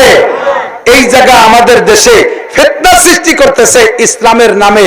ইসলামের, আরে তোদের ফিতনা তো আর নিষেধ করি না, এদেশে হিন্দু থাকবে, তাদের ধর্ম আলাদা, তারা বলে আমরা সনাতন ধর্ম। এদেশে বুদ্ধ আছে পাহাড়ি অঞ্চলে, চট্টগ্রাম, সিলেট, তারা বলে আমরা বুদ্ধ ধর্ম। এদেশে খ্রিস্টান আছে, তারা বলে আমরা খ্রিস্টান ধর্ম। তাদের ক্রুশ আছে, তাদের দেখলে আমরা সরে যাই। কিন্তু তোরা মুসলমানের নামে পরিচয় দিয়ে গোলাম আহমদ কাদিয়ানীরে নবী দাবি করবি, আবার এদেশে মুসলমান বলবি, নাম বলে আহমদি মুসলিম জামাত, আহমদি মুসলিম জামাত। তোরা কাদিয়ানী জামাত বলে এই পরিচয় দিয়ে থাকতে পারিস, তোদের ঘর থাকবে, তোদের বাড়ি থাকবে, তোদের আইডি কার্ড থাকবে, তোদের জন্ম নিবন্ধন থাকবে, সবকিছুতে লেখা থাকবে তোরা কাদিয়ানী জামাত, তোরা মুসলিম লিখতে পারবি না। কথা বলেন ঠিক না? থাকবি এদেশে থাকবি, তোদের কাফের পরিচয় দিয়ে থাকবি। চলমান সরকারের কাছে দাবি, ওই 3টের সাথে 4 নম্বর দাবি হলো বিগত কোন সরকারের দিয়ে দাবি পূরণ করতে পারি নাই। এই সরকারের ভিতরে আমাদের একজন আলেমও আছে। আরো আপনারা বৈষম্য বিরোধী আন্দোলন, আপনারা বৈষম্য এগুলো দূর করবেন বাংলাদেশ থেকে, আপনারা দাবি, এই দাবিটাকে বাস্তবায়ন করেন যে এহুদ কি বলা হয়, কাদিয়ানীরা কাফের, বাংলা জমিনে কাদিয়ানীরা কাফের, যেমন কাদিয়ানীরা। আপনি এটাকে যদি চুপ করে বসে থাকেন, কাফের বলার সময় বলেন নাই, তাহলে প্রমাণ হবে আশ্চর্য নিষ্ফল রেজা, চুপ করে থাকা সমর্থনের লক্ষণ, তাহলে প্রমাণ হবে আপনিও কাদিয়ানীর দলের লোক। যেমন কাদিয়ানীরা, তারা যারা কাফের বলতে কৃপণতা করবে তারাও কাফের, ঠিক না? আমার নবীর পরে আর কোন নবী দরকার নাই। নবী পাক সাল্লাল্লাহু আলাইহি ওয়াসাল্লামের চরিত্রের সামনে কি আর কোন চরিত্র হতে পারে? আল্লাহু আকবার। ও দোস্ত, দেখেন বড় বড় মহামনীষী আছে, আছে ইংরেজদের মধ্যে আছে, হিন্দুদের মধ্যে আছে, খ্রিস্টানদের মধ্যে আছে, বড় বড় শিক্ষিত পণ্ডিত। হ্যাঁ, এই বড় বড় পণ্ডিতরা ভালো ভালো নীতি কথা লেখে। হিন্দুদের মধ্যে একজন আছে, রবি ঠাকুর লেখছে, আরো আরো অনেকে লেখছে, নীতি কথা অনেকে লেখে। তো একজন মানুষে 100, 200, 500 না নীতি কথা লেখলো। এই 500 নীতি কথায় একটা জাতির পূর্ণাঙ্গ মানবতা অর্জন করতে পারে না। বোঝেন নাই? আবার বলি, একজন মানুষে, সাধারণ মানুষ যত ভালো কথা বলুক, এই ভালো কথা একজনের নীতি কথা দিয়ে গোটা একটা জাতি তৈরি হতে পারে না। অথচ হয়তো 10টা ভালো কথা বলছে গ্রহণযোগ্য। যেমন আমার সদস্য হুজুর বলছেন, তুমি দুনিয়ার সবকিছু পেয়েছো কিন্তু আল্লাহকে পাও নাই, তবে তুমি কিছুই পাও নাই। কথা কন, কথাটা ভালো কথা না? এইরকম 100 কথাই না কইছে হুজুর, না 200 কথাই বলছে, না 500 কথাই বলছে, এদের একটা জাতি পূর্ণাঙ্গ হতে পারে না। কিন্তু একটাই মাত্র মানুষ, যেই মানুষটার নীতি কথা গোটা মানব জাতি, হিন্দু, বৌদ্ধ, খ্রিস্টান, মুসলমান, হাস্তিক, নাস্তিক, মুরতাদ, বেঈমান, কাফের, মুশরিক যত আছে সমস্ত মানুষ যদি ওই মানুষটার নীতি কথাগুলো মেনে চলে, তাহলে এই জগৎ, ওই জগৎ, সর্বজগতে পূর্ণাঙ্গ মানুষ হিসেবে, আদর্শমান মানুষ হিসেবে পরিচয় দিতে পারবে। তেনার নাম কি? মুহাম্মদুর রাসূলুল্লাহ। নাম কি? মুহাম্মদুর রাসূলুল্লাহ। আমার নবী কি পাগল? আল্লাহ কথা কয় না। নবী পাগল, মস্তান, সন্ত্রাস, লুচ্চা, ভূমিদস্যু, সর দখলকারী, আইল ঠেলে, জেনা ব্যভিচার করে, কোন প্রকার দুর্নীতিকারী, এমন সুন্দর নবীকে মক্কার আরবের কাফেররা কয় পাগল হয়েছে, মুহাম্মদ পাগল হয়ে গেছে। যখন কোরআনে কারীম হুজুর তিলাওয়াত করতেন অথবা তরজমা তাফসীর করতেন, মুসলমানরা তো শুনি কথায় কথায় মেনে নেয়। কাফেররা পাইতে যদি সুদূর, ওরা তো তরজমা বোঝে, কোরআন শরীফে আরবি, তো এই জন্য কাফেররা আরবি ভাষা হিসেবে তরজমা বোঝে। হুজুর যখন তেলাওয়াত করতেন, কাফেররা পাশে দাঁড়ায় দাঁড়ায় শুনতো। এমন একটা মজা, এমন একটা মজা, যে মজা দুনিয়ার কোন গান, কোন কবিতার ভিতরে এই মজা তারা পায়নি। এই জন্য নীরবে কান লাগায় শুনতো। যেই শুনছে সেই তার হালাত পাল্টে গেছে, মুসলমান হয়ে গেছে। যখন এইভাবে তিলাওয়াত শুনে শুনে মুসলমানও বেড়ে যাচ্ছে, তখন আবু জাহেল, তার সংসদ ভবনের নাম হলো দারুন নাদওয়া, একেবারে কাবাগরের কাছে। এই দারুন নাদওয়ায় কাফেরদেরকে ডাইকা, নেতৃস্থানীয় যারা, তাদেরকে ডেকে বলছে, মুহাম্মদ যে কোরআন শরীফ তিলাওয়াত করবে কেউ তো শুনবাই না, শুনতে কেউ যাবে না, বরঞ্চ দুই একজন কেউ যদি পারো ওর মধ্যে যাই বসে হই হুল্লা শোরগোল চিল্লে পাল্লা করবা, উল্টো পাল্টা উদ্ভট আচরণ করবা, তার দিক ফাঁসা ফিরিয়ে দিয়ে বসে থাকবা, পুটপুট করে খেজুর খাবা, বাদাম খাবা, ঘন ঘন মুখে মুখে তর্ক করবা, বারবার বাইরে যাবা আর আসবা, পেশাব করতে যাবা, আইসে উল্টো পাল্টা বসে থাকবা, যত প্রকার জয় জামেল আছে তাই করবা, তাহলে তোমরা বিজয় হতে পারবা। কোরআন শরীফে আল্লাহ তাই কয়, ওয়াকাল আল্লাযীনা কাফারু লা তাসমাউ লিহাযাল কুরআনি ওয়ালগাউ ফীহি লাআল্লাকুম তাগলিবুন। কাফেরদের নেতা মিস্টার আবু জাহেল বলে দিল, মুহাম্মদ যখন কোরআন পড়ে ওর মধ্যে যে চিল্লে পাল্লা করবি, তাহলে তোরা বিজয়ী হতে পারবি। এই মজার কথা এদিক শোনেন। এই কাজল ভাই দাঁড়ান, যাইয়েন না, উনি রাখতেছে। কি জ্বালা বুঝতে হবে। আবু জাহেল কোরআন শরীফ শুনতে নিষেধ করছে। কি শুনতে? সবাই তো আবু জাহেলের হুকুম মানবে। এখন দিনের বেলা আবু জাহেলের এই বক্তব্য শুনে সবাই বসছে যে নেতা যেহেতু নিষেধ করছে, নিশ্চয়ই তো উনি যাবে না শুনতি। তাহলে উনি যদি না যায়, তাহলে আমি, কেউ তো যাবে না, উনি যেভাবে কইছে, তাহলে এই ফাঁকে গোপনে আমি একটু শুনিয়ে শিখে। নেতা নিষেধ করছে, সে তো যাবেই না, আর তার নিষেধে কেউ যাবে না। আর মুহাম্মাদের তিলাওয়াত শুনতে যে মজা, এই মজার কোনোটাই নাই, আমি একটু গোপনে যাই, একা শুনিয়ে আসি। এই একা শোনার নিয়ত করছে সবাই। এর মধ্যে আবু জাহেল চিন্তা করছে, আমি যেহেতু নিষেধ করছি কেউ যাবে না, এই ফাঁকে আমি একা একটু শুনিয়ে আসি। পরে অন্ধকারে আবু জাহেল হাঁটতেছে, হুজুরের তিলাওয়াত শুনতে যাবে, হঠাৎ করে পায় মানুষেরটা বাড়িয়ে গেছে, বেরিয়ে গেছে। ওকে জানি তো আবু সুফিয়ান ভাইজান, আপনি কে? আপনি এসে কাকে? কয় তোরে নিষেধ করছিলি তুই কোরআন শরীফ শুনতে আসবি না? কয় আপনি নিষেধ করে আপনি আছেন কে? দুই আবু সুফিয়ান হলো আবু জাহেলের পরের নেতা, সেকেন্ড নেতা। দুইজন ওই পাশে যে কয় বাড়ি, আমাকে গোপালগঞ্জের ভাষায় ছোট ভাইরে বাড়ি কয়, বাড়ি। আসলে মুহাম্মাদের তিলাওয়াত শুনতে নিষেধ করি, ও যে কেমন লাগে তা তোর বলার না। এই জন্য নিষেধ করলেও আমি একটু আইসি একা একা শুনতি, কেউ যেন তুই দিনের বেলা কইসলি।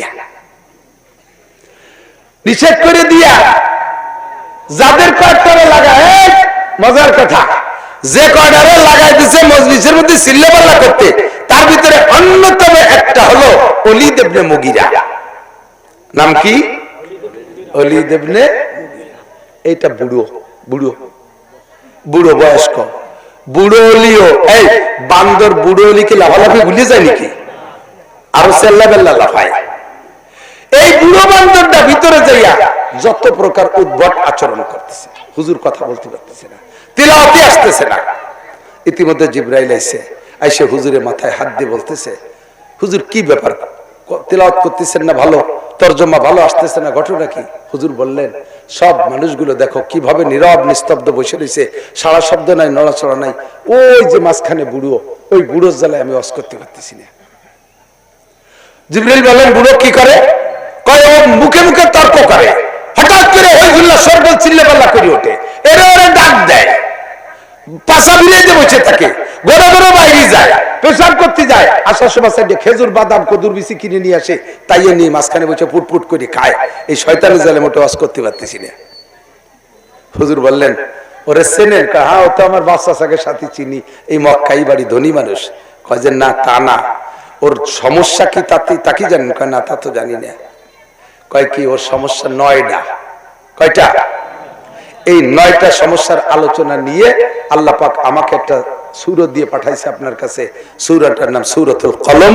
29 নম্বর পারা, দ্বিতীয় পারায় সেট হইছে।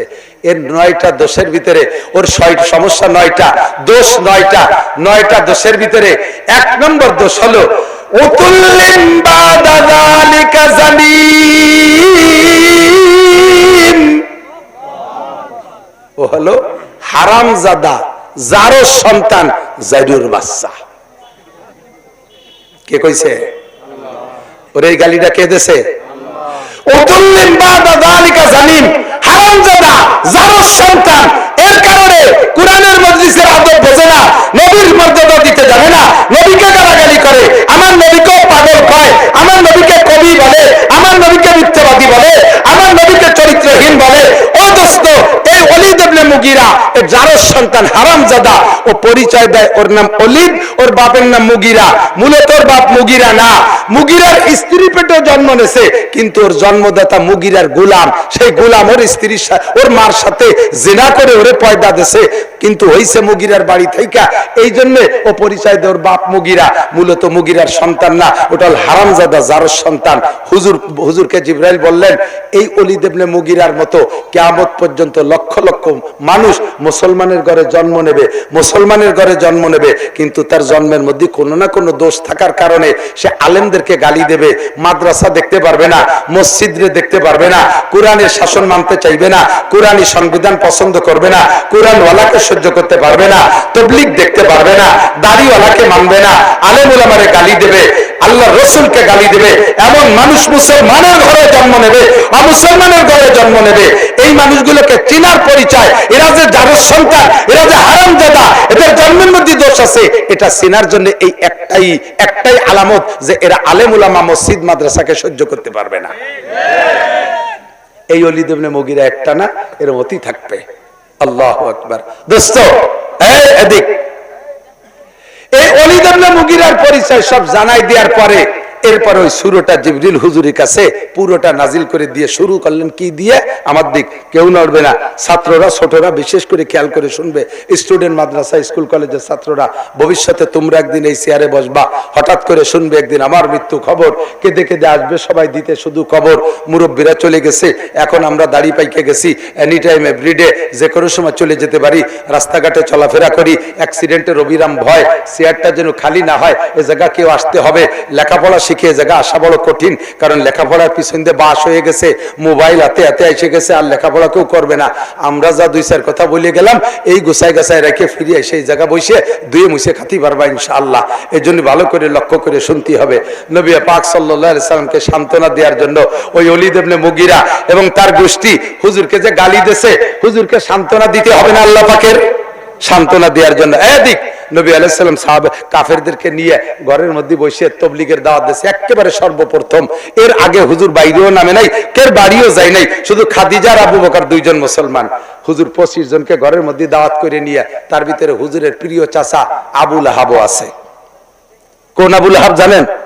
হুজুরের জীবনে একমাত্র সবচাইতে বেশি জন্মদিবস পালন করছে আবু লাহাব। প্রত্যেক সোমবারে স্বর্ণের পেয়ালায় আবু লাহাব বাতি জ্বালাইয়া মুহাম্মদুর রাসূলুল্লাহ সাল্লাল্লাহু আলাইহি ওয়াসাল্লামের জন্মদিবস পালন করছে 40 বছর। 40 বছরের মাথায় যাইয়া আজকে যখন হুজুর এই 25 জনকে নিয়ে ডাইকে বসে বলছে, কুলু লা ইলাহা ইল্লাল্লাহ মুহাম্মাদুর রাসূলুল্লাহ, কলেমার দাওয়াত দেওয়ার সাথে সাথে সর্বপ্রথম হুজুরের মুখের উপরে এক খাবলা থুক মেরে দিয়ে হুজুরকে বদদুয়া দিয়েছে, তাব্বাল্লাকা ইয়া খাসিস, তাব্বাল্লাকা ইয়া খাসিস। মাইকে ডিস্টার্ব করতেছে, এই অপারেটররা, তোরা টের পাও না? বেটারা টের পায়, তোমরা টের পাও না? ঘুরে ঘুরে তোরা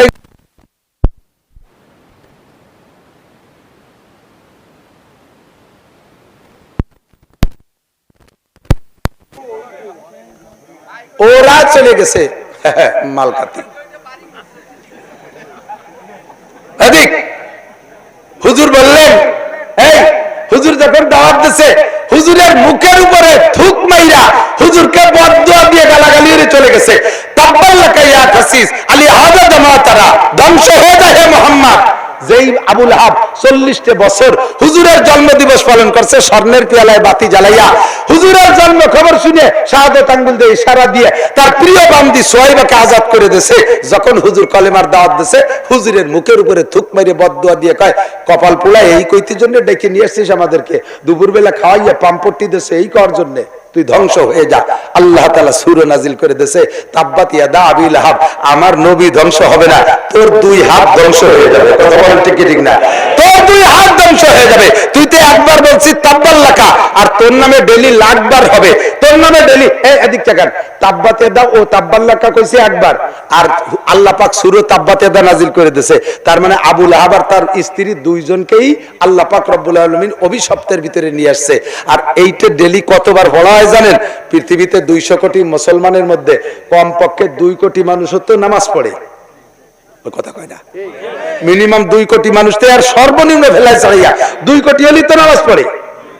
এই 2 কোটির ভিতরে লাখখানিক মানুষ কি তাব্বাত ইয়াদা সূরা পড়ে না?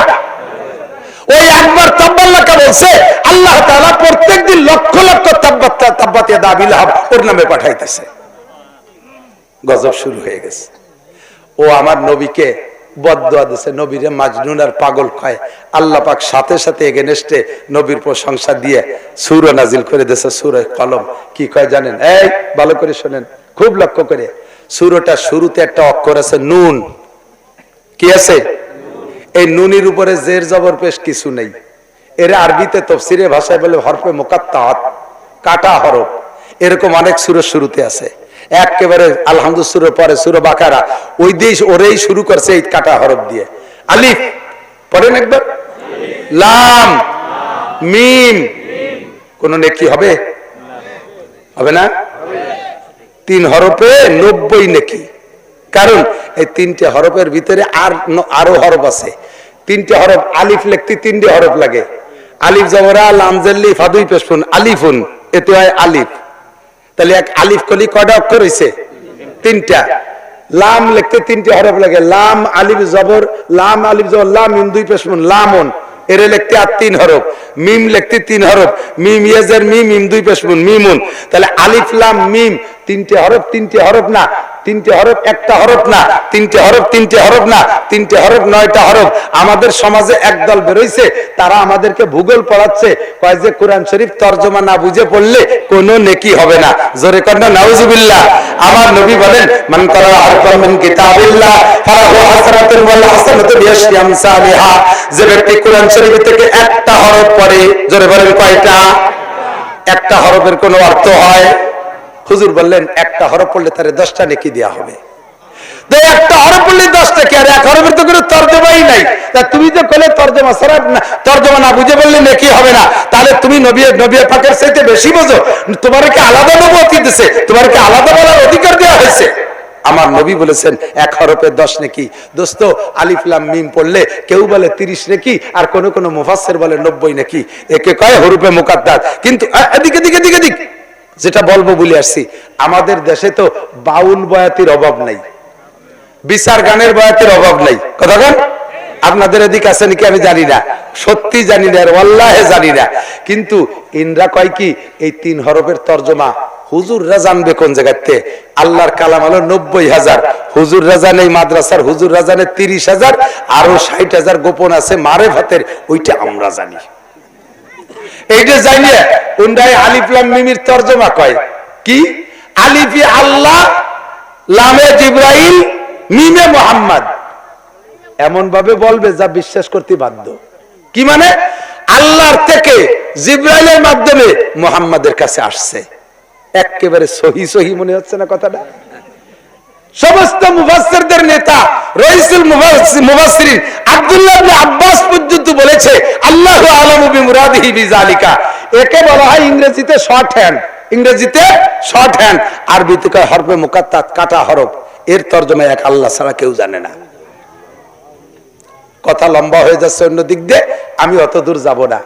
কাজেই আপনি এই 3 হরফের তিন এই যে তর্জমা বের করছেন, এটা আপনি কোনোদিন বলতে যাবেন না।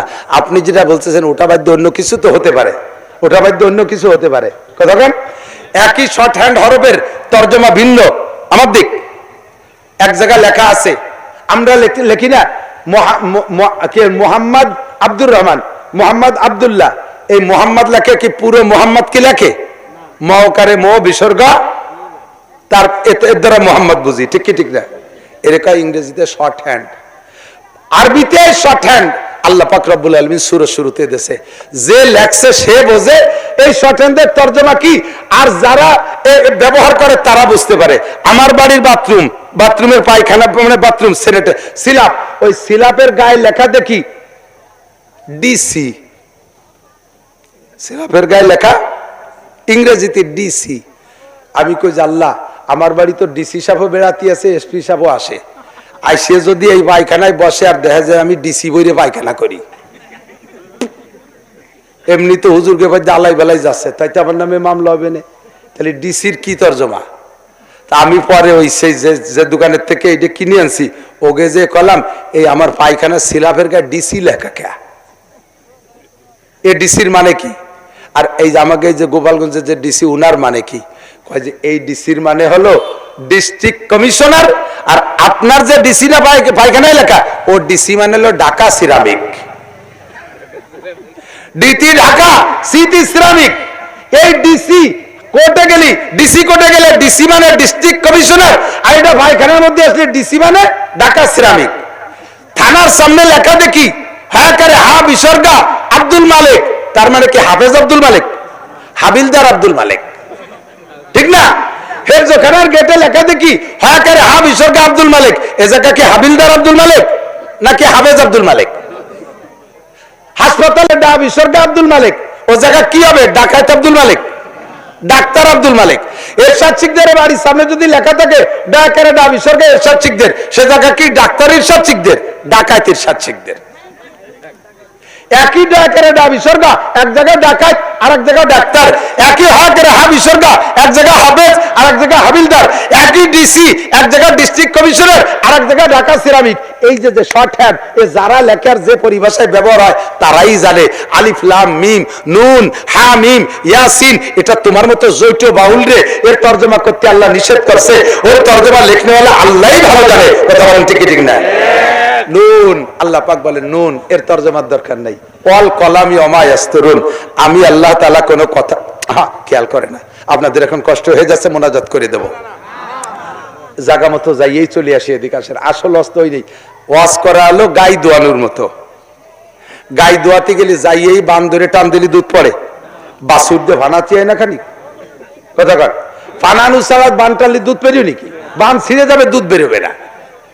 তো ওয়াজের সিস্টেম শুরুতে খানিক ফানাতি হয়, শেষে যাইয়ে দোয়াতি হয়। ফানানু হয়ে গেছে, দোয়ানোর সময় বালতি সরাই নিয়ে গেছে, দুধ বাড়ি যাবে। তাহলে এখন হলো ভানাচ্ছি, শেষে একটু দোয়াতি হবে। দোয়ানু মানে টাকা নেবো তা না, ভয় নাই। কথার দুধ, কথার দুধ শেষে থাকে, আসল কথা জায়গা মতো। আল্লাহ পাক কসম খেয়ে বলে, কিসের কসম? এই ভালো করে বুঝে নেবেন, ফাঁকে ফাঁকে সবকিছু খেয়াল রাখবেন। শিরিক মুক্ত। আমাদের দেশের মানুষ কসম খায় না? কসম খায়। ভালো মানুষ যারা রেগুলার সত্য কথা বলে, এই মানুষটা কসম কম খায়। সিটার বাটপার ধোঁকাবাজ মিথ্যেবাদী এরা কসম বেশি খায়, কারণ ওকে কেউ বিশ্বাস করে না। লাস্টে যাই শেষে আসল প্রয়োজন মিটেতিও কেউ বিশ্বাস করে না। সেই সময় আসল প্রয়োজনে যদি থেকে টাকা পয়সা নিতে হয়, কসম খায়। আল্লাহর কসম শুক্রবারে দিয়ে দেবো, নালি তোর মতো বাটপারলে তো কেউ দেয় না টাকা। সিটার বাটপার ধোঁকাবাজরা কসম বেশি খায়, মিথ্যাবাদীরা কসম বেশি খায়। আর আল্লাহ পাক রব্বুল আলামিন কুরআন শরীফের ভিতরে কসম বেশি খাইছে। আল্লাহ খুব কসম খায়। আল্লাহ কসম খায় কেন? আল্লাহ সিটার বাটপার ধোঁকাবাজ মিথ্যাবাদী সেজন্য না, আমার মতো আপনার মতো ধোঁকাবাজের অন্তরে কথা ঢুকানোর জন্য কসম খায়। কুরআন শরীফে প্রচুর কসম। ওয়াশ-শামসি ওয়া দুহাহা, যত জায়গা আয়াতের শুরুতে ওয়াও আছে, ওয়াও মানে কসম। ওয়াশ-শামসি ওয়া দুহাহা ওয়াল কমারি ইযা তালাহা ওয়ান নাহারি ইযা জাল্লাহা ওয়াল লাইলি ইযা ইয়াগশাহা ওয়াস সামাই ওয়া মা বানাহা ওয়াল আরদি ওয়া মা তাহাহা ওয়া নাফসি ওয়া মা সাওয়াহা ওয়াল আদিয়াতি দাবহা ওয়াল মুরিয়াতি কদহা ওয়াদ দুহা ওয়াল লাইলি ইযা সাজা। যত জায়গা আয়াতের শুরুতে ওয়া দেখতেছেন, এই ওয়া মানে কসম। আল্লাহ পাক কসম খাইছে আমার মতো আপনার মতো দুর্বল ইমানের ভিতরে কথাটা গুরুত্বের সাথে ঢুকানোর জন্য আল্লাহ এই জায়গা কসম খাইছে। আমরা কসম খাই কি জন্য? আমরা কসম, আচ্ছা আমরা কসম খাই কথার গুরুত্ব বাড়ানোর জন্য। তবে আমরা কসম খাবো কার নামে? কোন মখলুকের নামে, পীরের নামে, সন্তানের নামে, কোরআন দরিয়া, কাবাঘর দরিয়া, মসজিদ দরিয়া, মাদ্রাসা দরিয়া কসম খা শিরিক। আমরা কসম খাবো আল্লাহে বিল্লাহে তাল্লাহ, আল্লাহর কসম খাই, তাই ছাড়া আমাদের কসম জায়েজ নাই। আর আল্লাহ কসম খাবে, আল্লাহর উপরে তো কোনো আল্লাহ নাই, এই জন্য আল্লাহ কসম খায় তার সৃষ্টির ভিতরে বড় বড় যেগুলো সেগুলো। আর এই সূরার ভিতরে আল্লাহর সৃষ্টির ভিতরে শ্রেষ্ঠ 5টা জিনিস আল্লাহ তাআলা নিজে হাতে বানাইছে।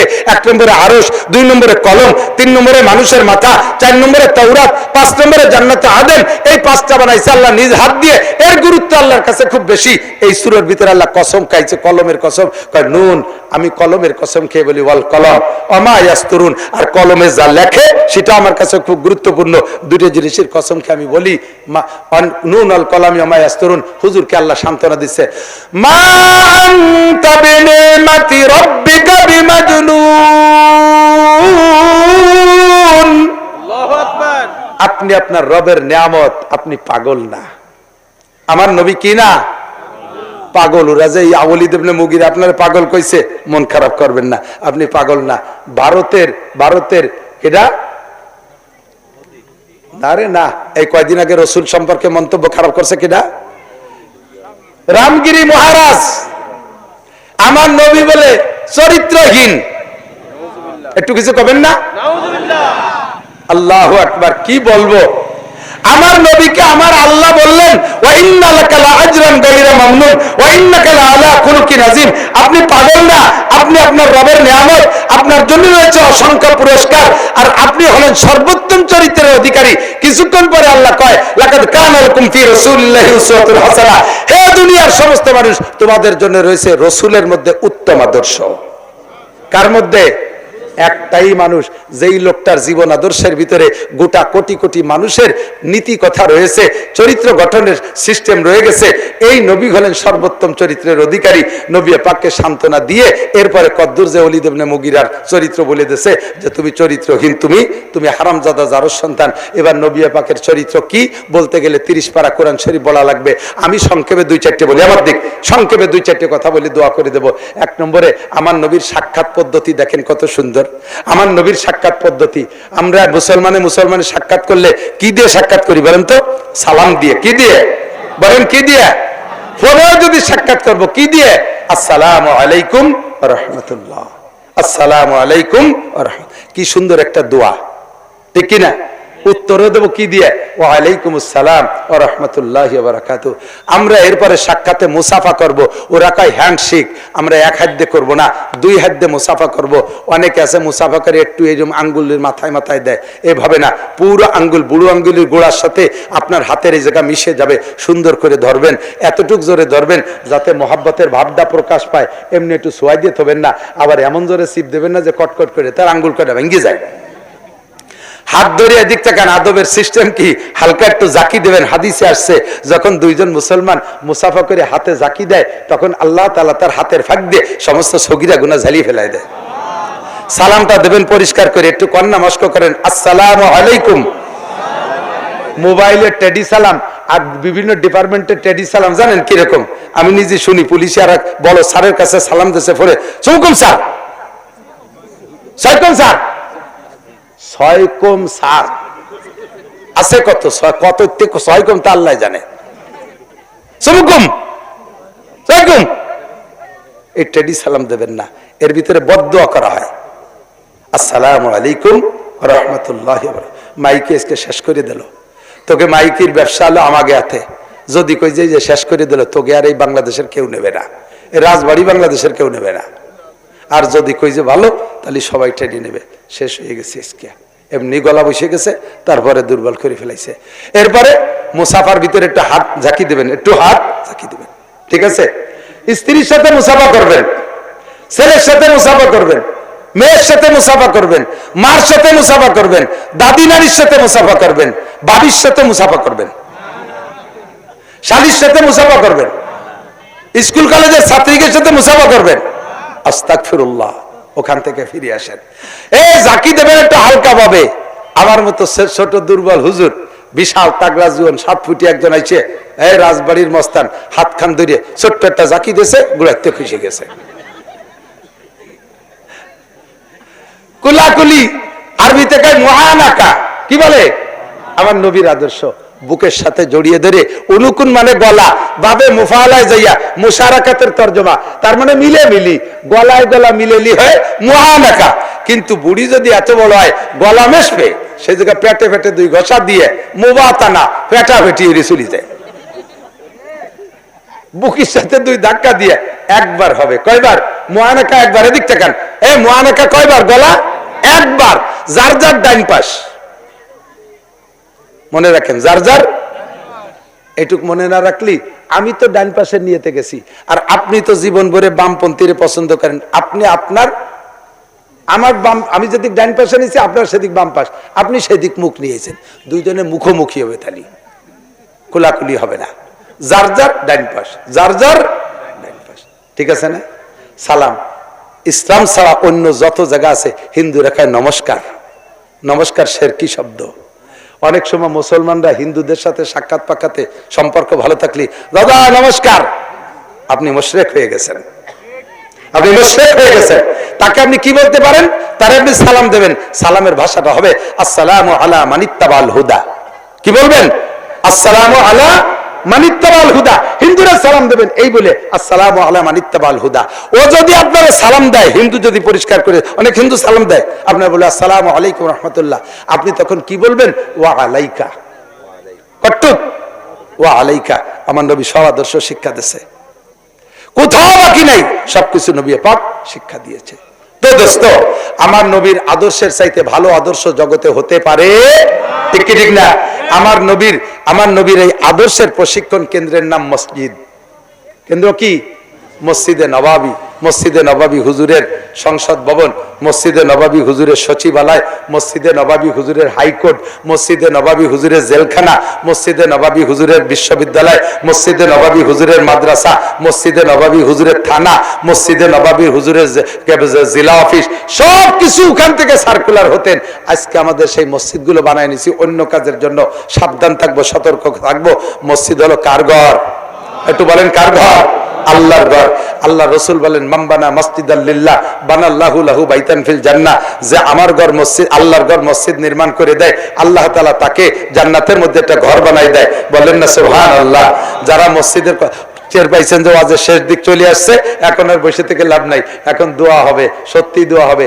দেশের জন্য যারা মহাব্বত করেন তারা বসবেন, দোয়া হবে দেশের জন্য। কারণ দেশটা একটুও ভালো নাই, একটুও ভালো নাই। যারা যেমন খুশি আছেন তা আমি জানি না, কিন্তু দেশের অবস্থা একটুও ভালো নাই। দেশকে ভালো হওয়ার জন্য নির্বাচিত সরকার লাগবে, নির্বাচিত সরকার লাগবে। সে ব্যাপারে দোয়া করব। আর ফিলিস্তিন গাজার মুসলমানদের জন্য দোয়া হবে, লেবাননের মুসলমানদের জন্য দোয়া হবে, বাইতুল মুকাদ্দাসের জন্য দোয়া হবে। যারা এগুলোর পক্ষে তারা বসবেন, যারা নেতানিয়াহু জো বাইডেনের পক্ষে তারা চলে যাবেন ইনশাআল্লাহ। আল্লাহ তাআলা আমাদেরকে সেই নোংরামি থেকে হেফাজত করুক। জোরে বলেন আমিন।